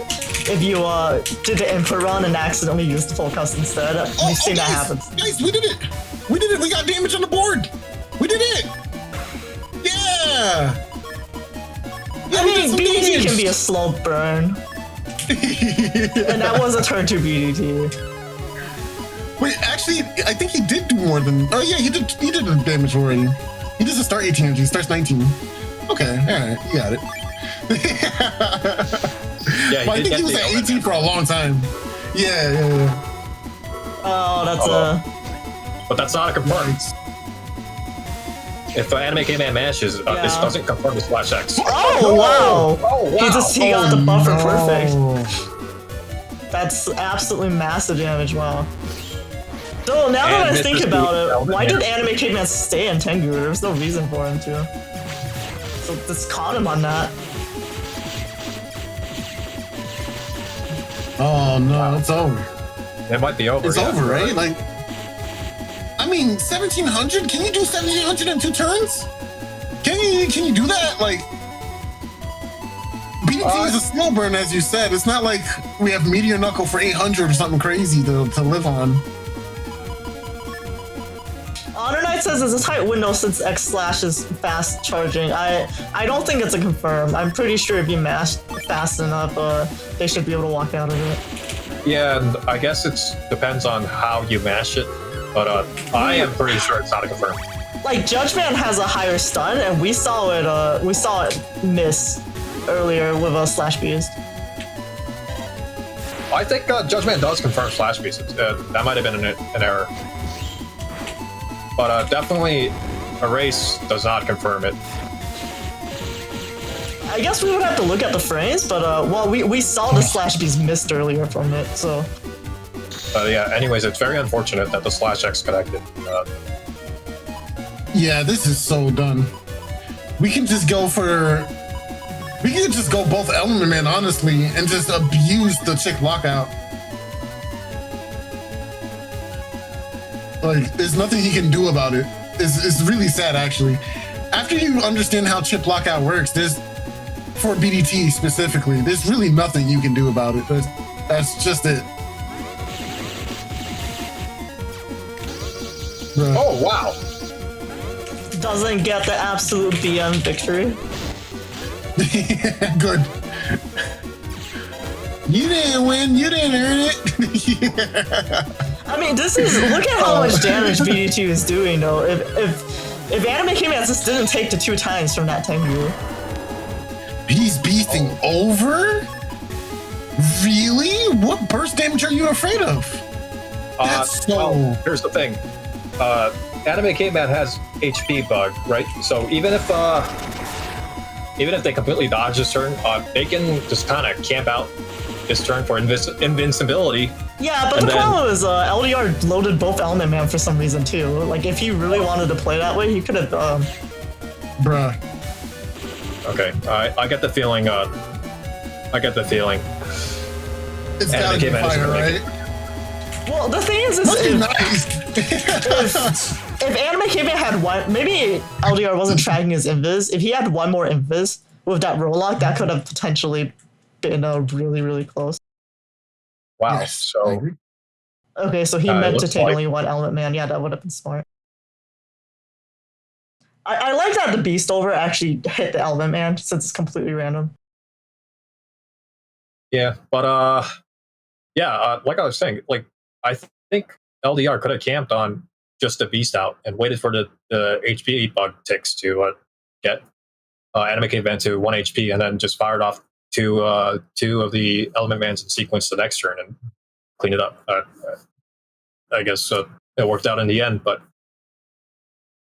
So Honor and I saying slash beast charge is the cross slash beast charge cross slash is 50 frames of charge time. Erase Man is 90 F of paralysis. So perfect mashing will get Erase down to 45 frames of paralysis. That's less than 1 second. But the thing is You There's have also to the account. jump. And Exactly, you have to account for the time for the cross slash, and I'm pretty sure that's like at least 20 frames as well. So yeah, like that was actually the first time I feel like I've seen a player that knows about mashing get hit by erase slash beast. I was really surprised at it. Yeah. Like And again, it's not like we saw Judgment slash beast in this earlier from a mash. So sorry, what was that? no. That's exactly it. I think it was kind of a fumble that Anime came out and got hit by the charge beast there. Yeah, like that was really strange. Was that one? Right. Is Judge 120 or 150 stun? Judge is like 120. I don't think only counter hits are 150. It's 120. It's 120. It is a longer stun than erase, right? So yeah, it's a longer stun than erase, but I think BDT is actually 150 or something cursed.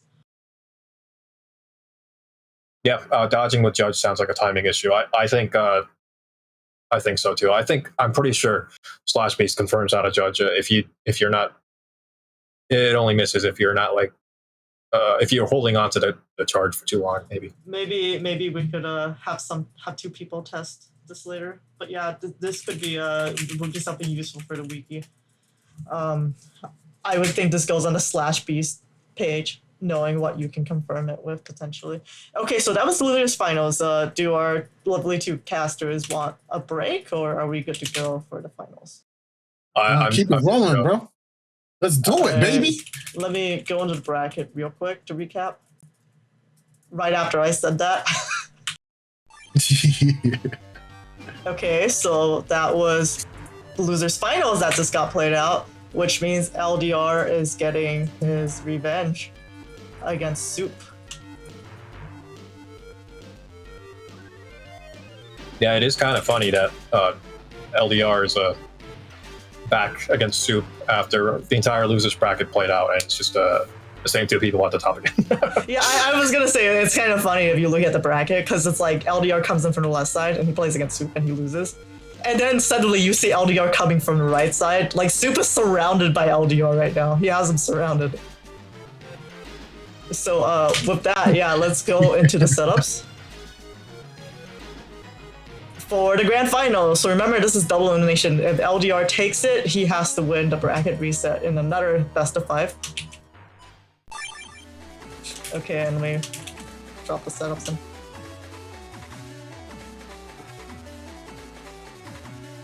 Yeah, so these folders are just masterfully crafted. The Navi cuts are the same.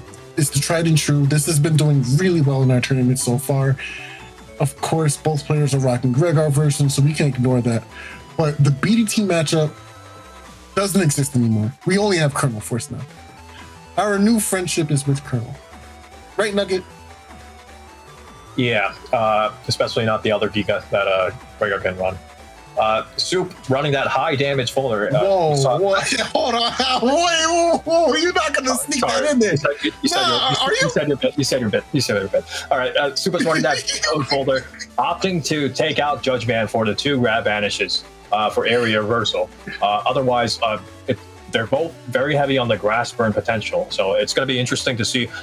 LDR is going to want to lay down that grass, the element SP and the element EX, but Soup can make use of that grass just as well as LDR can. So it's going to be interesting to see if that kind of comes into play, or the mind games they play with the setting the field up.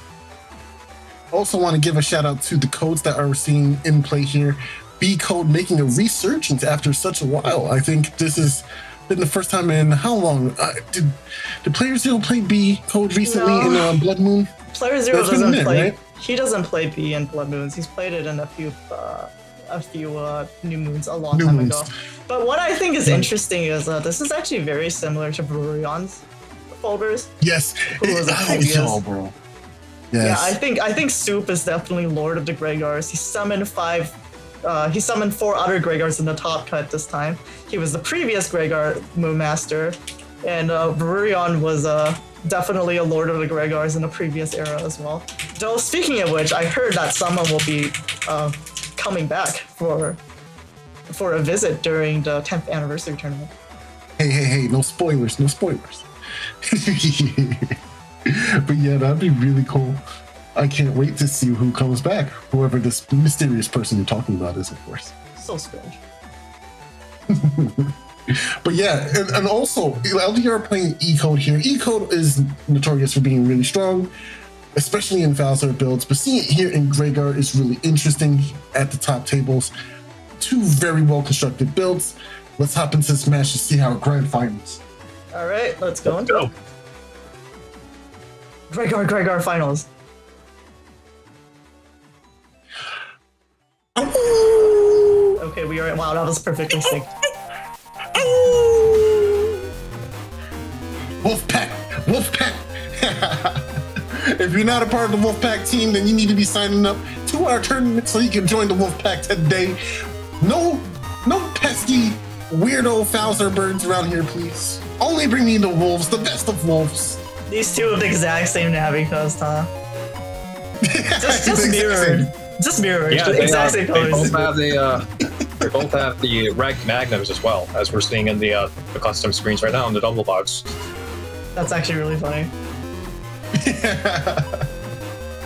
Yeah, and with the option, because neither of them are running Get-On or Air Shoes, they both can lock each other out with that Reg Magnum. It's a lot of things to consider on the opening turns.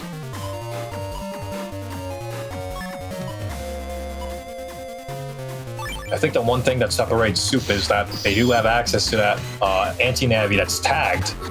Very likely to see it in the opening turns, or the second turn here. Getting that quick damage in from 2 chips, but Soup counters with the 250 damage from his one last man SP. Both players neck and neck. Yeah, this is it's Greyguard versus Greyguard. As you always, it's always going to be like a huge slugfest of charge shots and damage. Ooh, that elect charge shot was really well timed. Both players even at HP now. We see 11 points difference from LDR's side.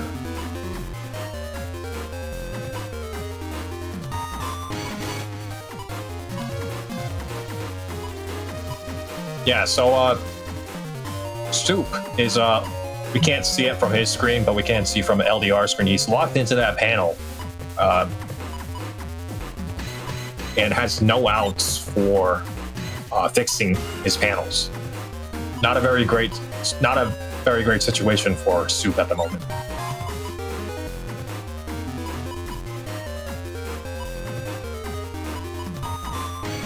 Still trying to brisk through these options here. Honestly, neither player has shoes, so a Reg Magnum could be like used to just blow out the middle line there and then create a roll lock of sorts so you can get some of those charge shots in. Your opponent's already surrounded by holes, so honestly, you could just go for charge tackles pretty safely anyway, which is why they're going slash here, just so they can punish that with some damage of their own. Oh, but the timeout happens anyway, so it's fine. Yes, now blow out the very back line. Oh, or you can go for damage. It's either is fine because you have area grab actually. Force them to pick a side. Nice. Okay. Ooh, steps in time, just in time. Yeah, that was nice. Okay, stepping up forward was really good call here. It gets to defend the area, gets to throw down some more of their own area as well. And both players just going for it. Yeah, come down here. Let's slash each other to bits. Slow gauge in play too. Doesn't get the reveal that LDR is sitting on the anti-navi. Soup's own anti-navi is now in play, but if he makes a mistake here and goes for the erase band to get rid of that, what he thinks is an anti-damage, it could be a pretty... It might break this game open. Both players are at neck and neck at the moment in terms of HP.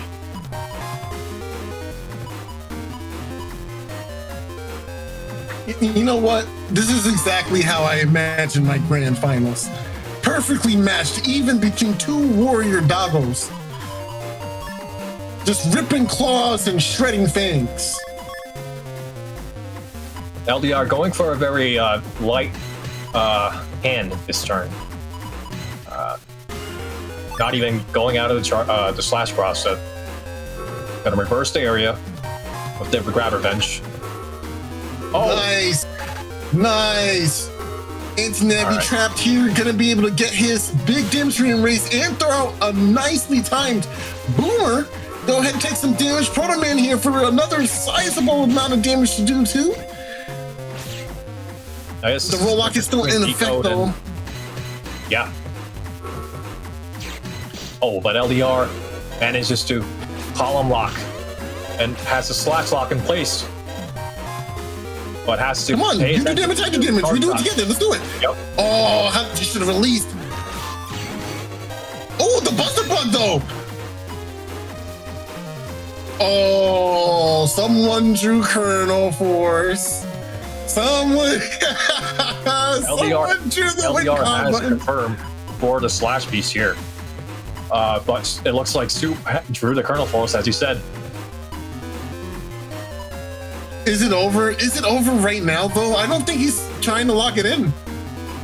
I think he doesn't want to do it. With the power of looking at both players' hands, I think the only thing Soup can do to Soup should open with the element of NSP here, because otherwise, I mean, he has 576. He should be okay. Emphasis on should.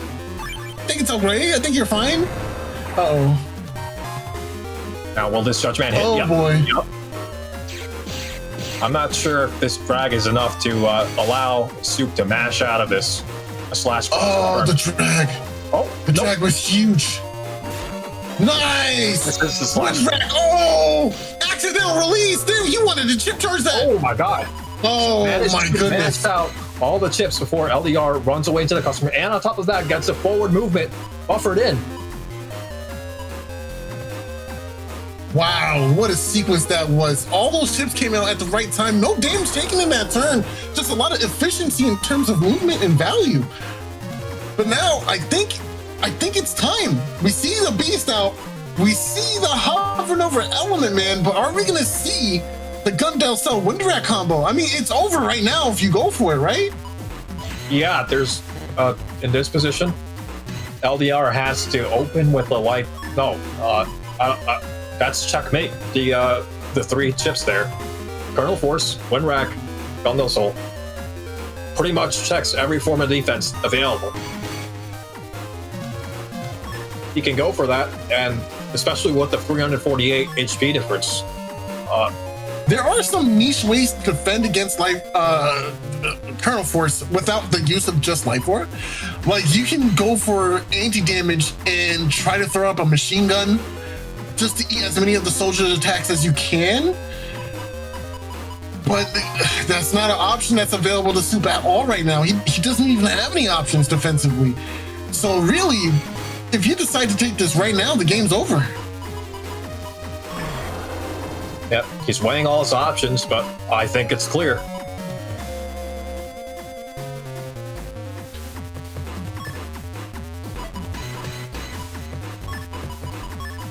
Oh, he's really waiting. Yeah, dude, that's it.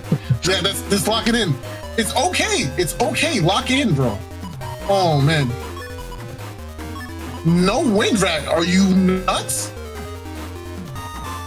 I'm not sure what the logic is here. Wow. Wow. It doesn't matter. You don't need logic when you have Colonel Force. Let it rip anyway. Yeah, nothing you can do. You're about to get shot right now. Oh. Nope. That will still do enough damage. It doesn't matter. To, yep. End the game. Oh, okay. Yeah. It's too much. It's too much damage. Yeah, it looks like Soup had the peace of mind to match out at this time of their race. LDR in YouTube chat saying if you swapped the last two chips, he would have won. Yeah, that's very unfortunate. Sorry, I just got back. Was that round one that's just finished? Yeah, it was. Okay. Yeah, it looks like LDR is going for a slash cross turn with the back row magnum to guarantee the hits. You know, this hand might appear to be unfavorable, but just by going either erase or heat turn one, with these defenses, you can really put on some damage. Honestly, I would go heat turn 1. Yeah, if you have an area grab, all these you can, at least cancel out one area grab with the area grab and maintain the 3x3, which allows you to apply pressure with the heat cross. Or charge rock. Exactly. Yep. But both players locking in slash, interestingly enough, they just love their slash cross.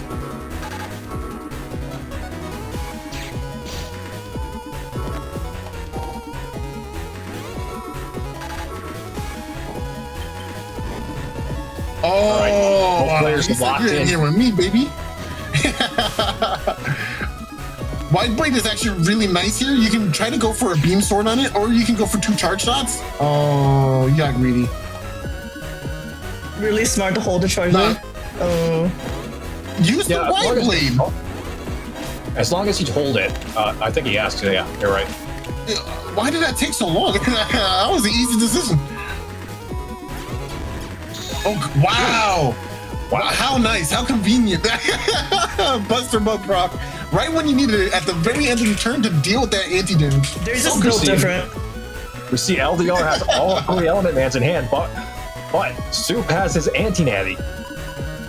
If LDR gets greedy here, it might bite him back with the anti-Navi, countering an Element Man as Grass SP play here.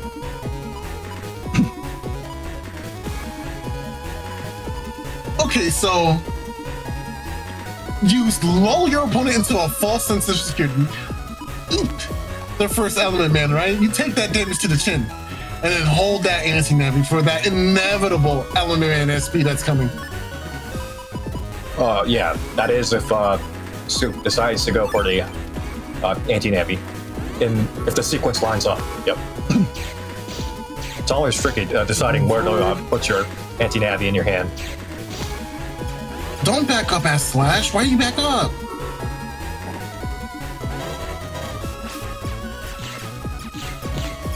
Nice, Buster Procs. Nice, another one. Can you get one more?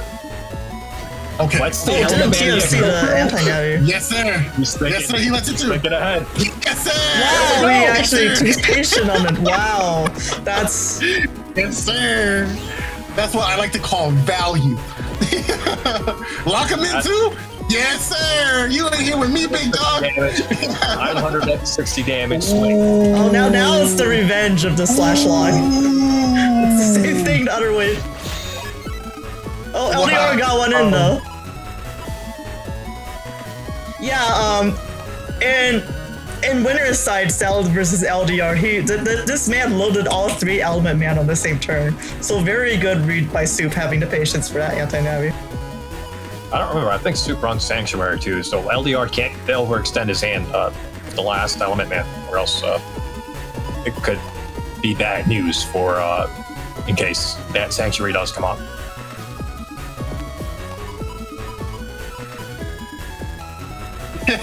Hold on.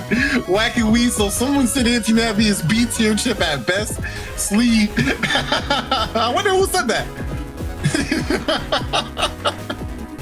It is a B tier chip. Really, we have B code in the Grand Finals. It's a B tier chip. Grand Finals chip. Grand Finals chip. Oh man, Soup has a Gundel Force plate already. Oh my gosh. I mean, LDR says Soup is very good at sequencing. It's so difficult. Yeah, I think Soup. I'm really glad to see Soup back because obviously he summoned the glory of the Gregors back to us, but also he's just such a patient, methodical player. It's a beautiful demonstration of Gregor. You don't need to do flashy things if you have the brains, actually. Oh, take the Gundel Soul. I don't need my Colonel Force for this. Yes, sir. Oh my goodness. That was 2 Embers loaded. That's rough.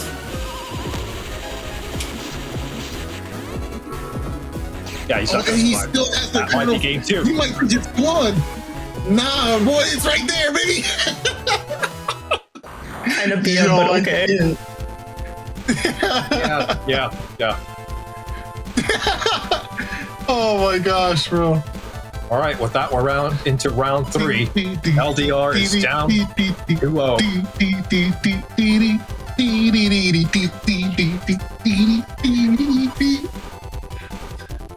Down there for has the best game music. Going into a slash cross play again.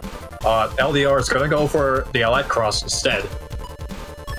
LDR had the 2 magnets, so they could have done something similar as last time, but opened with 2 of the gone for the roll lock or column lock, the trap with the slash cross, but instead goes for the Elite Cross. We'll see how that plays out for him. Definitely, Soup has a massive advantage just looking at their hands with no counters.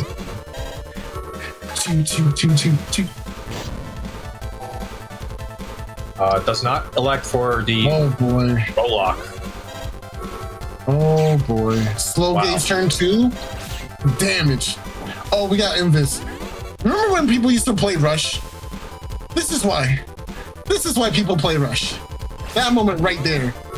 Yeah, you think a build like Chaz, for example, which had the air shoes and the rush with the Gregar, would have the advantage. But I mean, I guess you don't need it if you have the right chips to remove Invis. True. I think it is. Go ahead, Tom. it was really rough because he had custom 5. If he had custom 6, he would have had I think a lot more tempo of that. Yeah, maybe. And again, the tried and true Gregar build for a long time was air shoes and rush, so with cost 6. So yeah, I can't remember what shot was running that they chose to go for instead.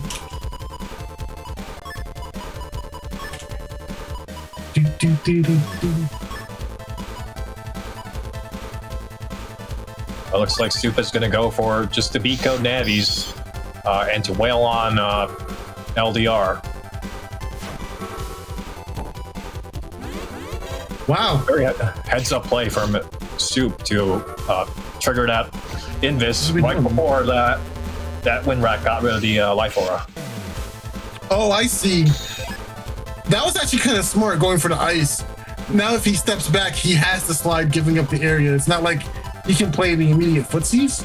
Yeah, but I think Element Ice versus Gregar is super underrated. Yeah. There was a player, I forget who it was, they used to play Icy a lot versus Gregar, just specifically to mess up people's placements for charge shots. It was really smart, really good about Galaxy Brand back in the day.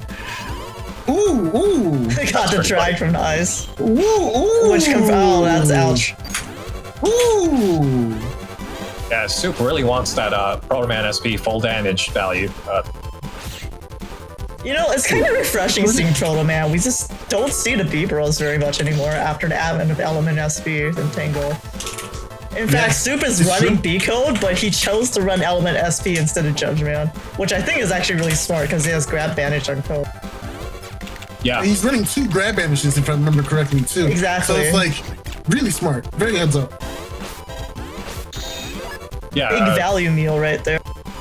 Especially if you're trading the Judge Man for the grab banishes, you're not opening too much of a hole. Exactly. Exactly. It's so smart. It is so smart. Why play Judgment when I could just win with Element SB and the B-Bros? Yeah. Dang, why didn't I think of that? That's that's so smart. Wow.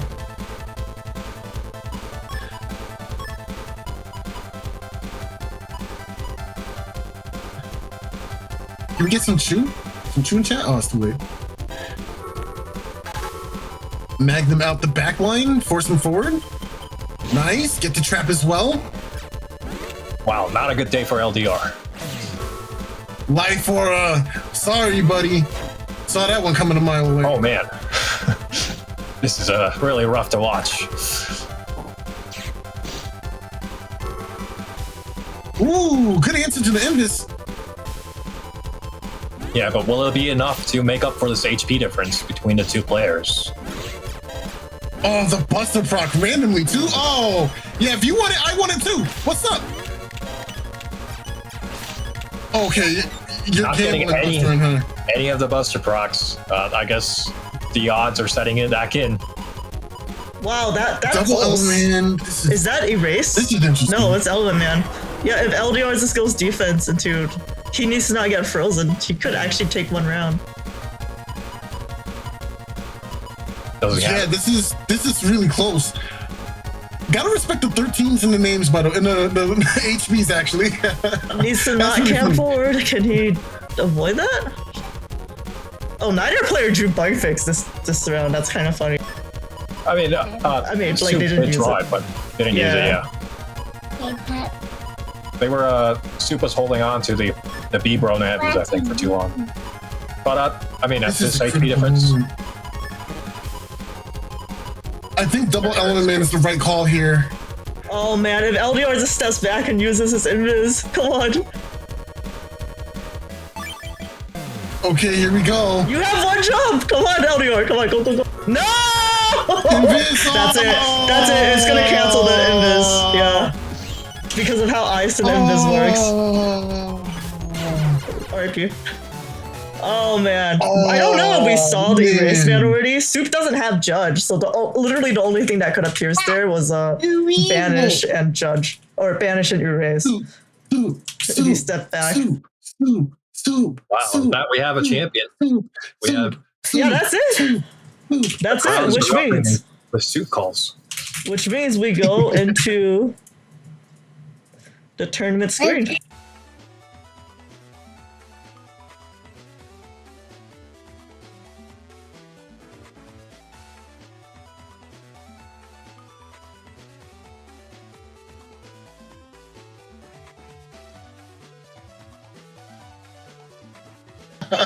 I forgot to put the microphones in. Okay, now they can hear us. Yeah, I was gonna ask you to comment. Yep, it's Soup and the Gregors.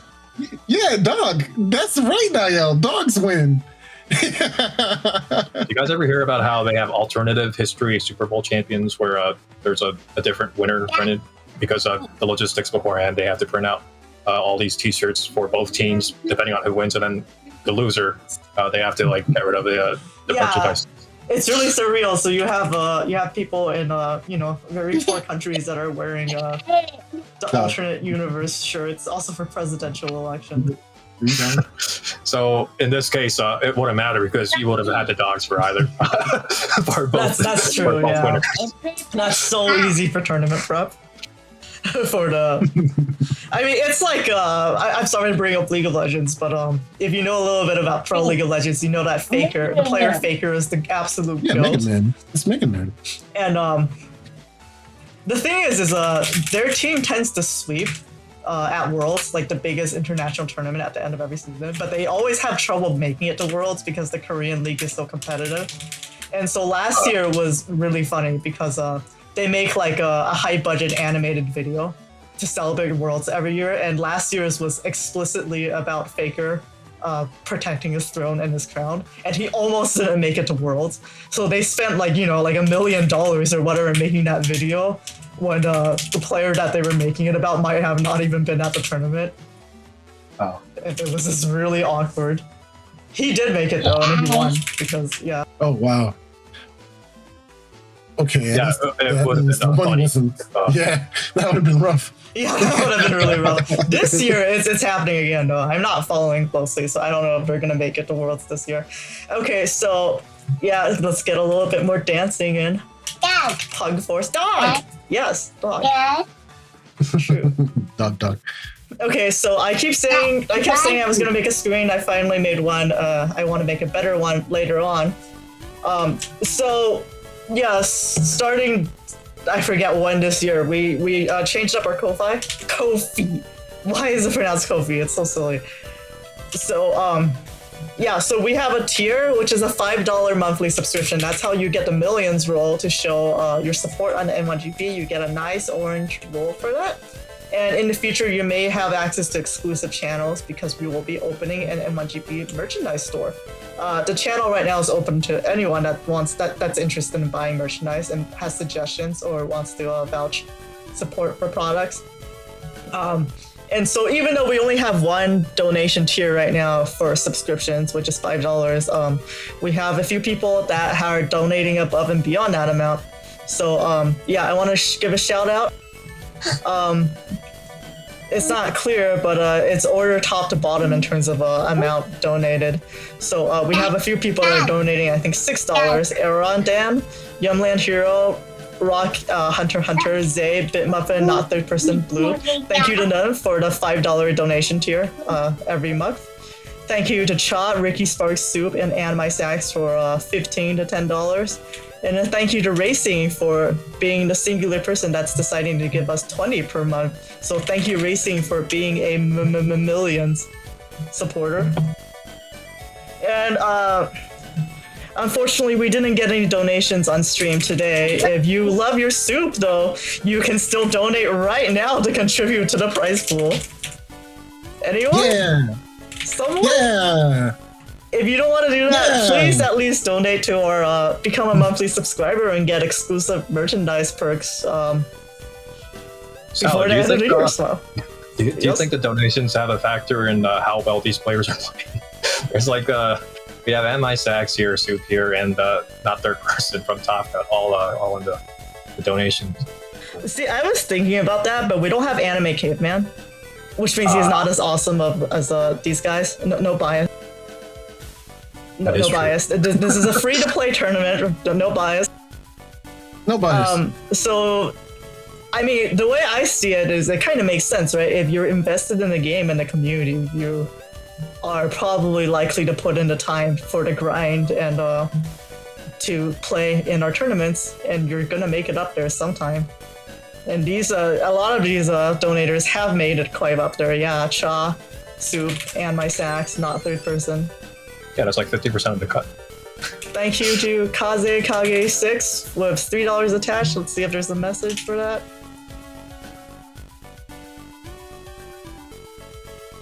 Soup! Yeah, a lot of exclamation marks. Okay, so I'm pretty sure that's a donation exclusively for Soup. I will add that specifically for his prize pool. Thank you so much for that. And yeah, so we will try to be opening up the Merc store, and we also have the N1GP 10th anniversary tournament coming up. That will be a month, at least month-long tournament in December, and we are going to do one giant round robin pool. So no split pools there. Everyone gets to play everyone. Play out all of your matches and just, you know, hang out with your fellow Mega Man. Just, it's okay if you delete each other as a treat. Yay, deletion. We also have, if you see in our announcements about the merchandise, one of our members, Nonstop Mop, who has casted in previous tournaments and also played, he is currently living in Japan, and so he actually can buy official Capcom merchandise. So we actually have a thread set up specifically for people to coordinate if they want to get Capcom swag from the store. So for example, let me drop in some pickies. I think one of the things that we've guaranteed that we have gotten are these little keychains that have the cross emotions on them. So let me see if I can just drag this in. I didn't realize you could buy those individually. I thought you had to gamble on odds. So they do have a gotcha, but they also have like if you go to the Capcom store, like the physical store, you actually why did the image disappear? I'm sorry.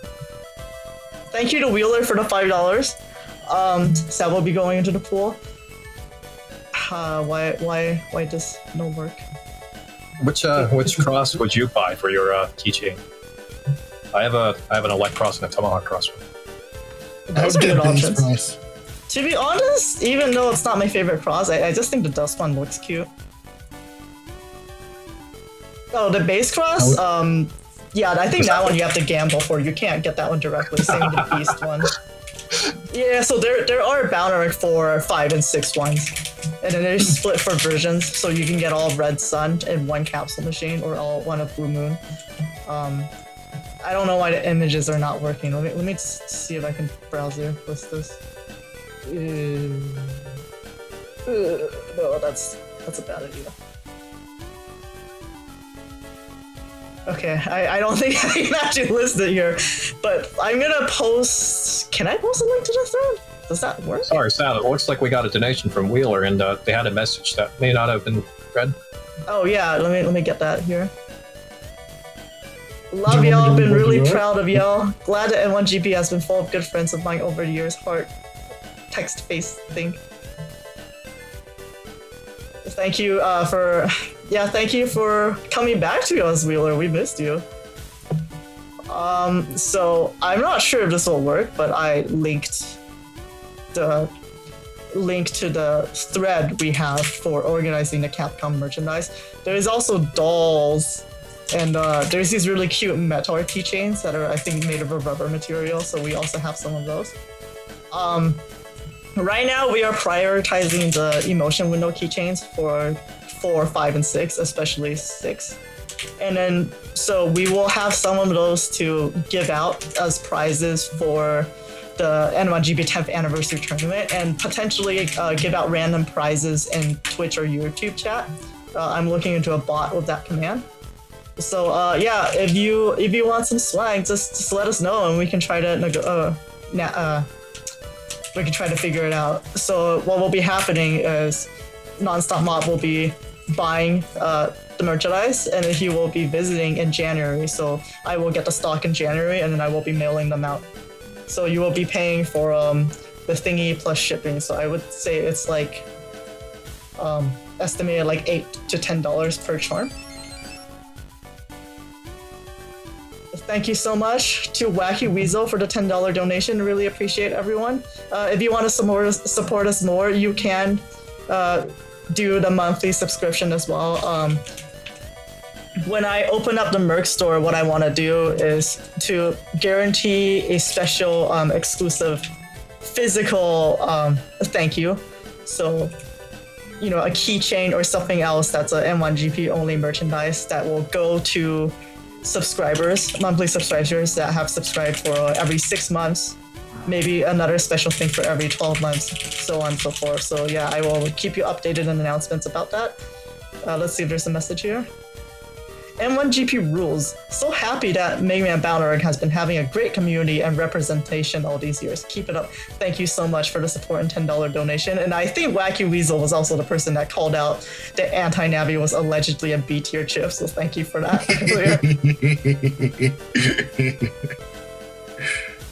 We haven't been seeing people lose chips from Anti-Navi TFC recently.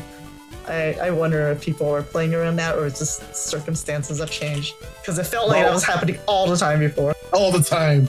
I guess in Top Gun, you're not going to see as much because this is the best of the best going at it, and they're not gonna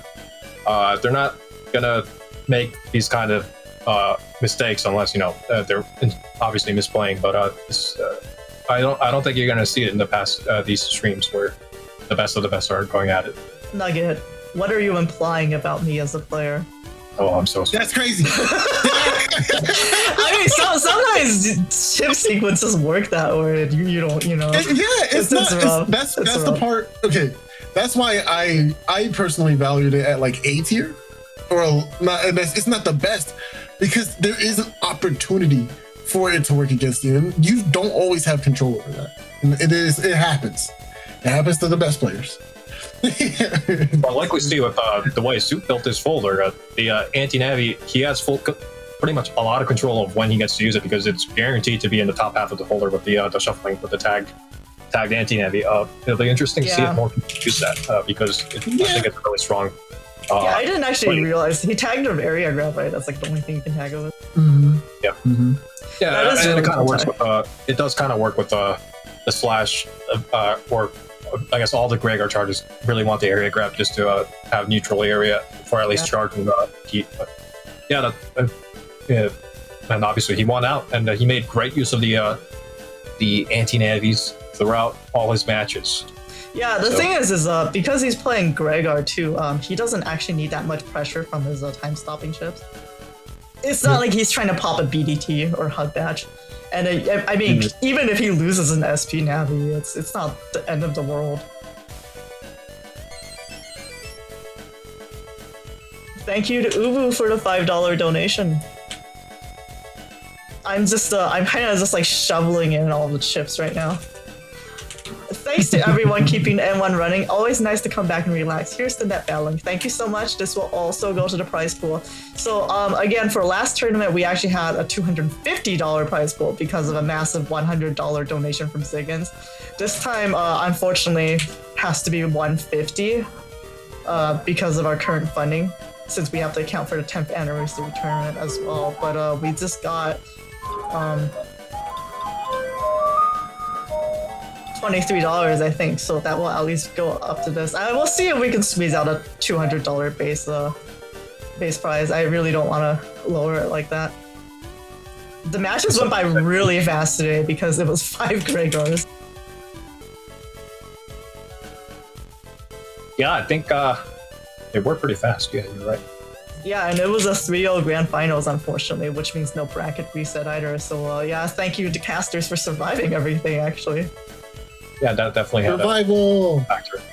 And I think LDR, no, the bracket reset wouldn't have happened in the losing finals. Yeah, you're right. Yeah. The 3-0 definitely helped. Okay, so that. Thank you, actually, to Ricky Sparks for the $10 donation. Yeah, let's get those numbers up. Stocks go up. Thank you all for running Battle Network tournaments. I'm souping up the prize pool a little more. Thank you, Ricky Sparks. Also, one of the monthly donators and millions supporters, and also actually been a really positive and excellent force in our community. Also joining some of the tournaments when they are able, and they also are responsible for organizing the EVO Las Vegas tournaments for Battle Network 6, actually. So we had one this year and one last year, and I heard that Anime Caveman has been walking home with first place and a lot of swag. Apparently he has 2 custom GBAs. Someone stop this man, he's hoarding all of them.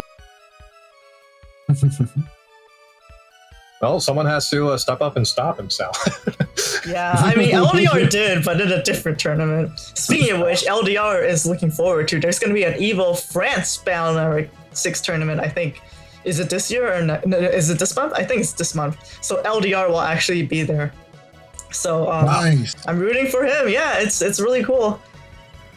I'm The just thing trying is to going. watch that stream. Yeah, that sounds fun. Yeah. I It's believe confirmed to have a stream, right? I'm not sure on that. I know Oak Doc Senpai is organizing it. So I did have an announcement for that. I think it's one of the latest announcements. So I'm not actually sure on the logistics of it. I know they were asking a lot of questions on how Tango worked recently to prepare for the tournament. Apparently it's next week. Yeah, keep us updated. Yeah. We want to cheer for you. Absolutely. It's actually kind of weird though, like the fact that it's in France, because to this day, so we're almost at 10 years of the N1GP Discord being up. I do not know of a single French net battler in our server. If there is a single French net battler that has played in our server, they have never shared the fact that they're French. I always thought that was kind of There's a couple. Oh, there are? Okay, so they're just hiding from me. Like, I was under the impression that we didn't have any French or Italian net battlers, which I thought was kind of weird. Not gonna lie to you, I don't know the nationalities of a lot of our players. I know a key few of the regulars, but I don't know, like, oh wow, Ensign Tony's French. I did not know that. Cool. That's exactly who I was thinking of.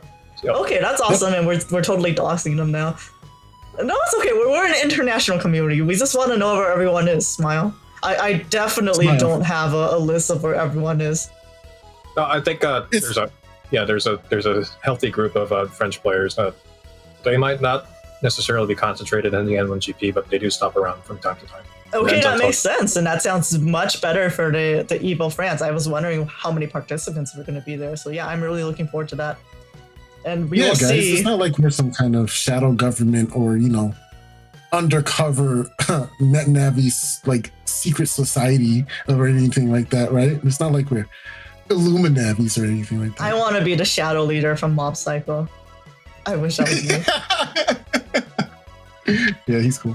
Okay, so we will see if LDR is the shark, or if there's going to be shark-infested waters he's wading into in that tournament. Zero guy Wait, comes in and says the food. Are you really traveling to France for a tournament with 2 participants? I mean, LDR is in the UK, so even though that means he's not in the EU and he's not a real person, it's not like that far, I think. I don't know. Okay, my geography is absolute They still gotta like B tier, it's still so right. I mean, yeah. How far is it, LDR? Let us know. How far is it? Like, how much do you need to travel for that? Because I know, I know Ricky Sparks has to do like a road trip and like drive for over 5 hours to go from California to Las Vegas for Evo. Wow, 5 hour trip. At that point, I would just take a plane, but I guess it might be cheaper to take a drive. Well, he says he goes with friends. He says it would be horrible if he was just driving on his own. Yeah.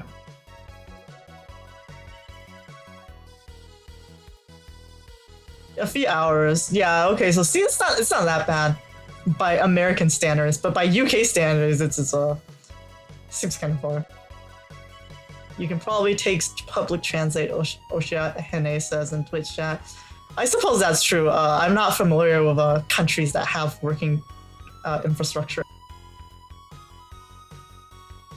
Wacky Weasel asks in Twitch chat, if we have an offline tournament, where should we be? Actually, Asuka regularly hosts New York City offline tournaments. They're like kind of adjacent to the M1GB. He's not like super active in here, and I think the participants there are also not super active in the M1GP, but that's something. In terms of an official M1GP event, we have not had one God bless you. in a long I time. tried Yeah, to get something started in Massachusetts, but man, it's just so hard with time. yeah, It's so hard to get things locked down. Yeah, it's really impressive that all these people are able to organize these events. So Indeed. shout out to them. It's a lot of work, yeah, so we try to signal boost when we can. There's also Demi that has hosted some tournaments in California. I'm located in California, but Oh, fortunately, California is a large state. yeah. Okay, so Ricky Sparks says they're trying to run a new event in Central California soon. Yeah, so we're both in California, but it's like a 3-hour drive between me and Ricky Sparks. Yeah, it would be cool one day to have like an official M1GP in place tournament, but the logistics are hard and people are just spread out everywhere. So Yeah, that's just how- like people are probably gonna end up flying. Like, imagine paying for Player Zero's play tickets so he can rob everyone and steal their lunch money. Just beat them up and steal their lunch money. Shows up to the event. I just got this SP yesterday. Yeah.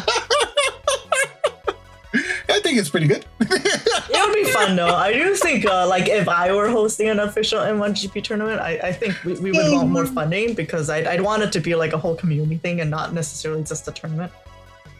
Yeah, I feel that. Which Something more means- tight-knit. Top tier cookies, as in cookies that are colored and shaped like top tier. We gotta have the works, you know. And they have to look exactly like it. Can't be any modifications. Yeah. Cross eyes and everything. Maybe like a cob cake. It's like a giant cake and it's like shaped and it has the cob colors. But there's so many ideas, you know. So many ideas and so little money right now. So please support us on the Ko-Fi and donate if you can. The prize, the money goes directly into the prize pools right now, and also for helping the staff in case something bad happens. Like that was really bad when Soul X Cross was walking one day and he fell straight down a manhole, and we had to help That him was with the rough. medical costs for that. Yeah, It was really tough. it's kind of crazy too manhole because like Came out of nowhere. you're like 12 feet tall, so like that drop had to be really deep for it to do something to you. You know, that's something people don't understand when I talk about it. Like, there are heights, and then when you're 6'6", you add to that height. So the pole is extra long for me. yeah, they say the bigger you are, the harder you fall. That's the old adage, right? Not gonna lie, I'm not looking forward to seeing Soul in person because I'm 5'5", and then when I see someone that's like noticeably taller than me, in my head I'm just kind of like, I've got like a tough guy stance going in. I'm just like, yeah, so how tall are you, huh? How tall are you? You think you're hot shit? I don't want to be rude, but isn't like half the world population taller than you at that point? Yeah, I'm exactly the average. So yes, indeed, it's very rough for me. Please pray for me.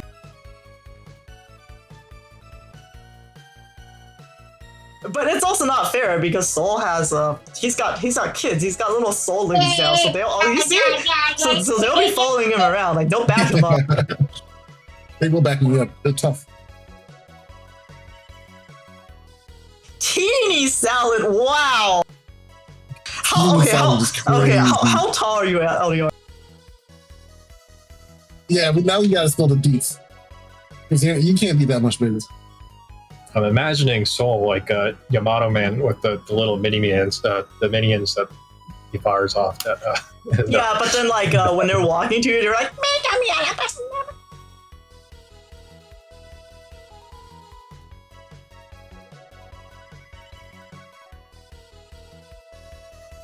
Fire Zero's gonna show up and he's just gonna be like a trench coat, like there's nothing inside.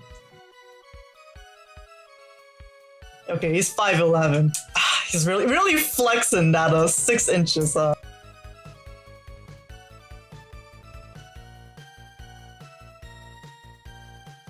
by the way, Nugget, thank you so much for casting the stream and last stream. We really missed you on commentary. It's been really nice. Yeah. Well, I guess I still have stuff to say, so I can.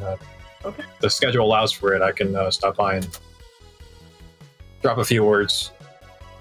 Yeah, that would be awesome. I know your schedule is kind of weird and very busy on the weekends. 3 Muramasas in trench coat. I don't know if that's player 0. It would be I think it would be a Tengu lock, a Neo variable sword, and a meteor knuckle.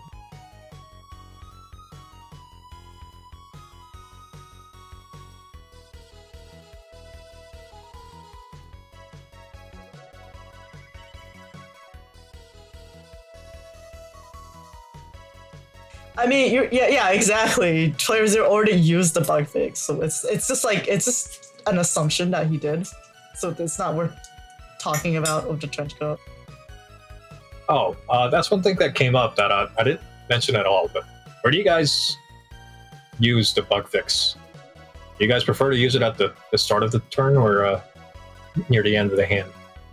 Because I feel like you want to lead with defense for a lot of the rounds, but I see a lot of people just using bug fix as their first chip in their hand. Yeah, we do see people just pop the raw bug fix, but I do agree. I think that is very risky because you're probably going to choose to eat whatever comes next, and in a world where element SP is in like every single folder, if there's a grass start, it's just kind of like it feels like every time it's a grass start and I know the opponent has element SP, that's coming out turn 1. So yeah, I would personally never try to risk that.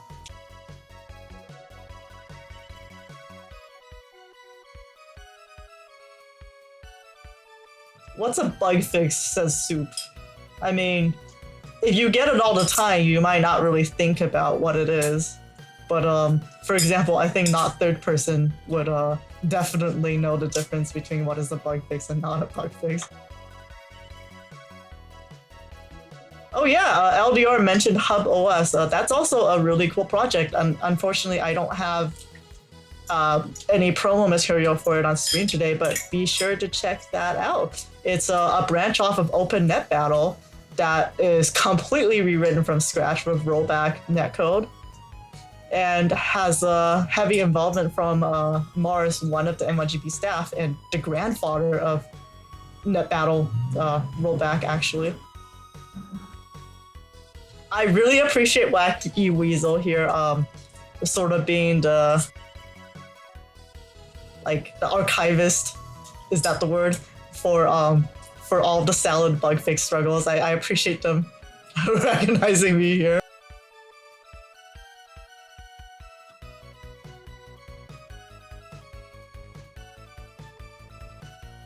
Okay, with that, I think we are ready to end the stream. So if you still want to chat, come on to our Discord.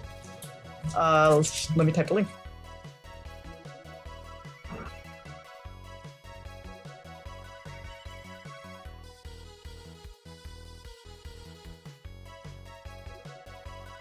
Dark Horde. With that, bye!